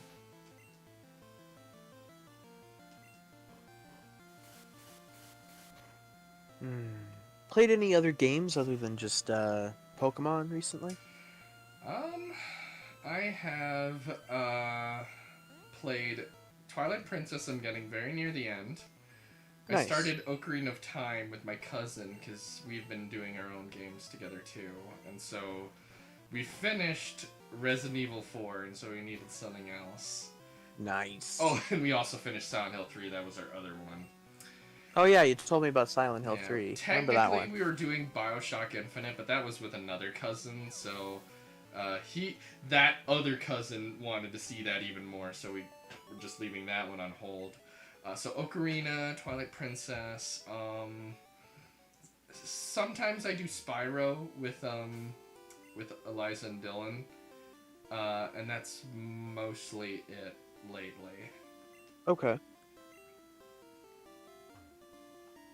Kind of a diverse palette of different game focuses, I suppose. Yeah. These electric locks are annoying. Okay, so... Damn it. Oh, my little brother and I, we started playing the 2020 Battletoads together. Oh, no. How's that? We were having a lot of fun with it in, like, the first, 90 minutes. Like, especially the hover bike stages, we were laughing just so hard at it, just having a blast. And then we kind of noticed that it's more than just the beat 'em up and the hover bike stages. In fact, that this is a game that it's everything but the kitchen sink everything but the kitchen sink sort of thing, at least in terms of game design. And we're just getting like really bored and noticing a lot of very unpolished, rushed assets and just very not player friendly things that we kind of have to suffer through because the game says so, when it easily just could have been fixed by having a greater focus. Mm. Yeah, and it was very frustrating to a point, but we're still gonna try and finish it. It's on Game Pass, you know, we don't have much of an investment into it. We can just drop it if we want to, but we're kind of determined to see it through, and then I kind of want to force my little brother to play the older Battletoads games with me as much as we can before we go insane, because those are bullshit. Battletoads is not good. Battletoads has never been good. I'll just say that right here, right now. And if you think otherwise, you are blinded by your nostalgia.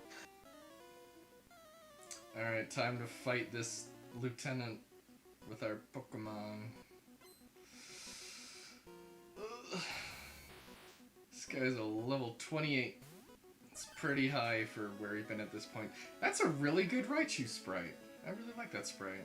It's so cute. It's got good proportions compared to Red and Blue, where he's just big boy, just yeah.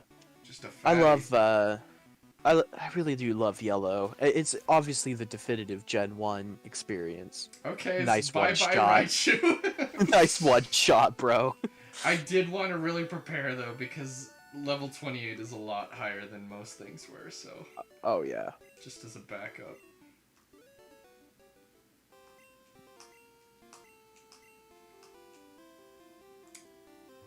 Oh, I gotta put some TMs away so I can get the one that he wanted to give me.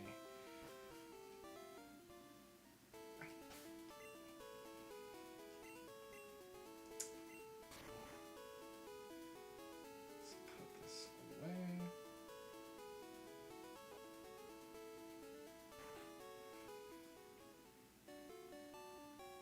Oh yeah, I gotta put the old Amber away too. We won't be needing that for a while. Mm.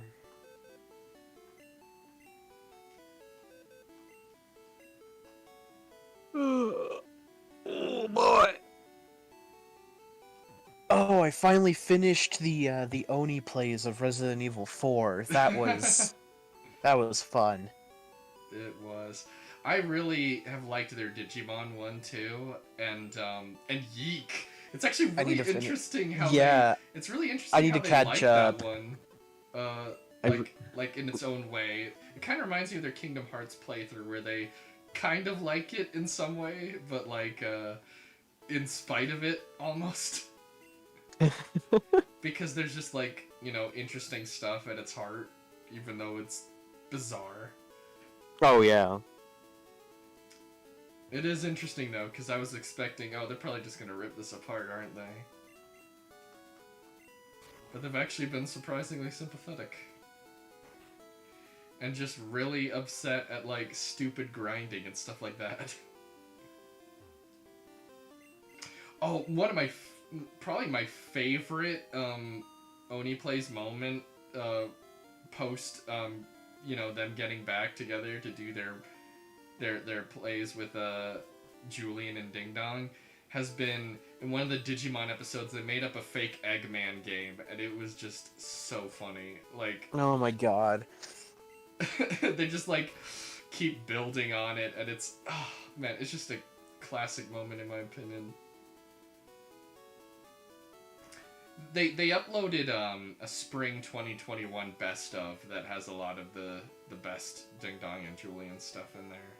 That's sick. I might want to check that out. Though I was watching through the Geek playthrough, but I kind of I don't know, I fall off a channel like I fall off YouTube channels and like weird aspects for Right. like a tiny bit, and then I come back to them like shortly after. So like I had like a couple months off of Oni plays, watching other things, and now I'm just back and I'm just grinding through the series that like completed or are close to completion. Still haven't finished Yeek yet. I'm like, I kind of just want to wait, I guess, until they're done, just get a playlist and then just Mm, boom. that Maybe might make while I'm playing a sense. multiplayer game or something like that. Yeah. Okay. So I will save here. And I should probably get some sleep, so... That you should. Yes, I should. But, you know, this awkward timing worked out. I haven't hung out with you in a little while, so... Yeah, So, later today, technically, if I have enough time, I will be planning on streaming the end of Simpsons Hit and Run and starting Halo 3 campaign. Don't know when that will be. Might be late because I'm already going to sleep so late now. Yeah. But just letting you know that later today, I might be starting that up in case you're available. It is possible. Sunday nights are usually nights that I will be playing games with my friend Cody, but I don't know. Depends on the time, because sometimes he can be late. So yeah, I just need to catch up a little because Pfizer and stuff has kind of set me back a little, so I need to get back in the groove. Do your thing. Anyway, Alright. yeah, just let me know. I'll let you know if I'm good too. Yeah, so let me save again. Double save always, and then close Good night. the game. Yeah, good night. I'll talk to you later. Talk to you later. Bye. Bye.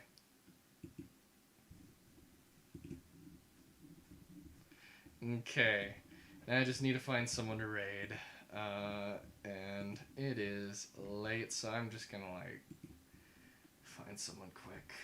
Oh, we could do him. Yeah, let's do him.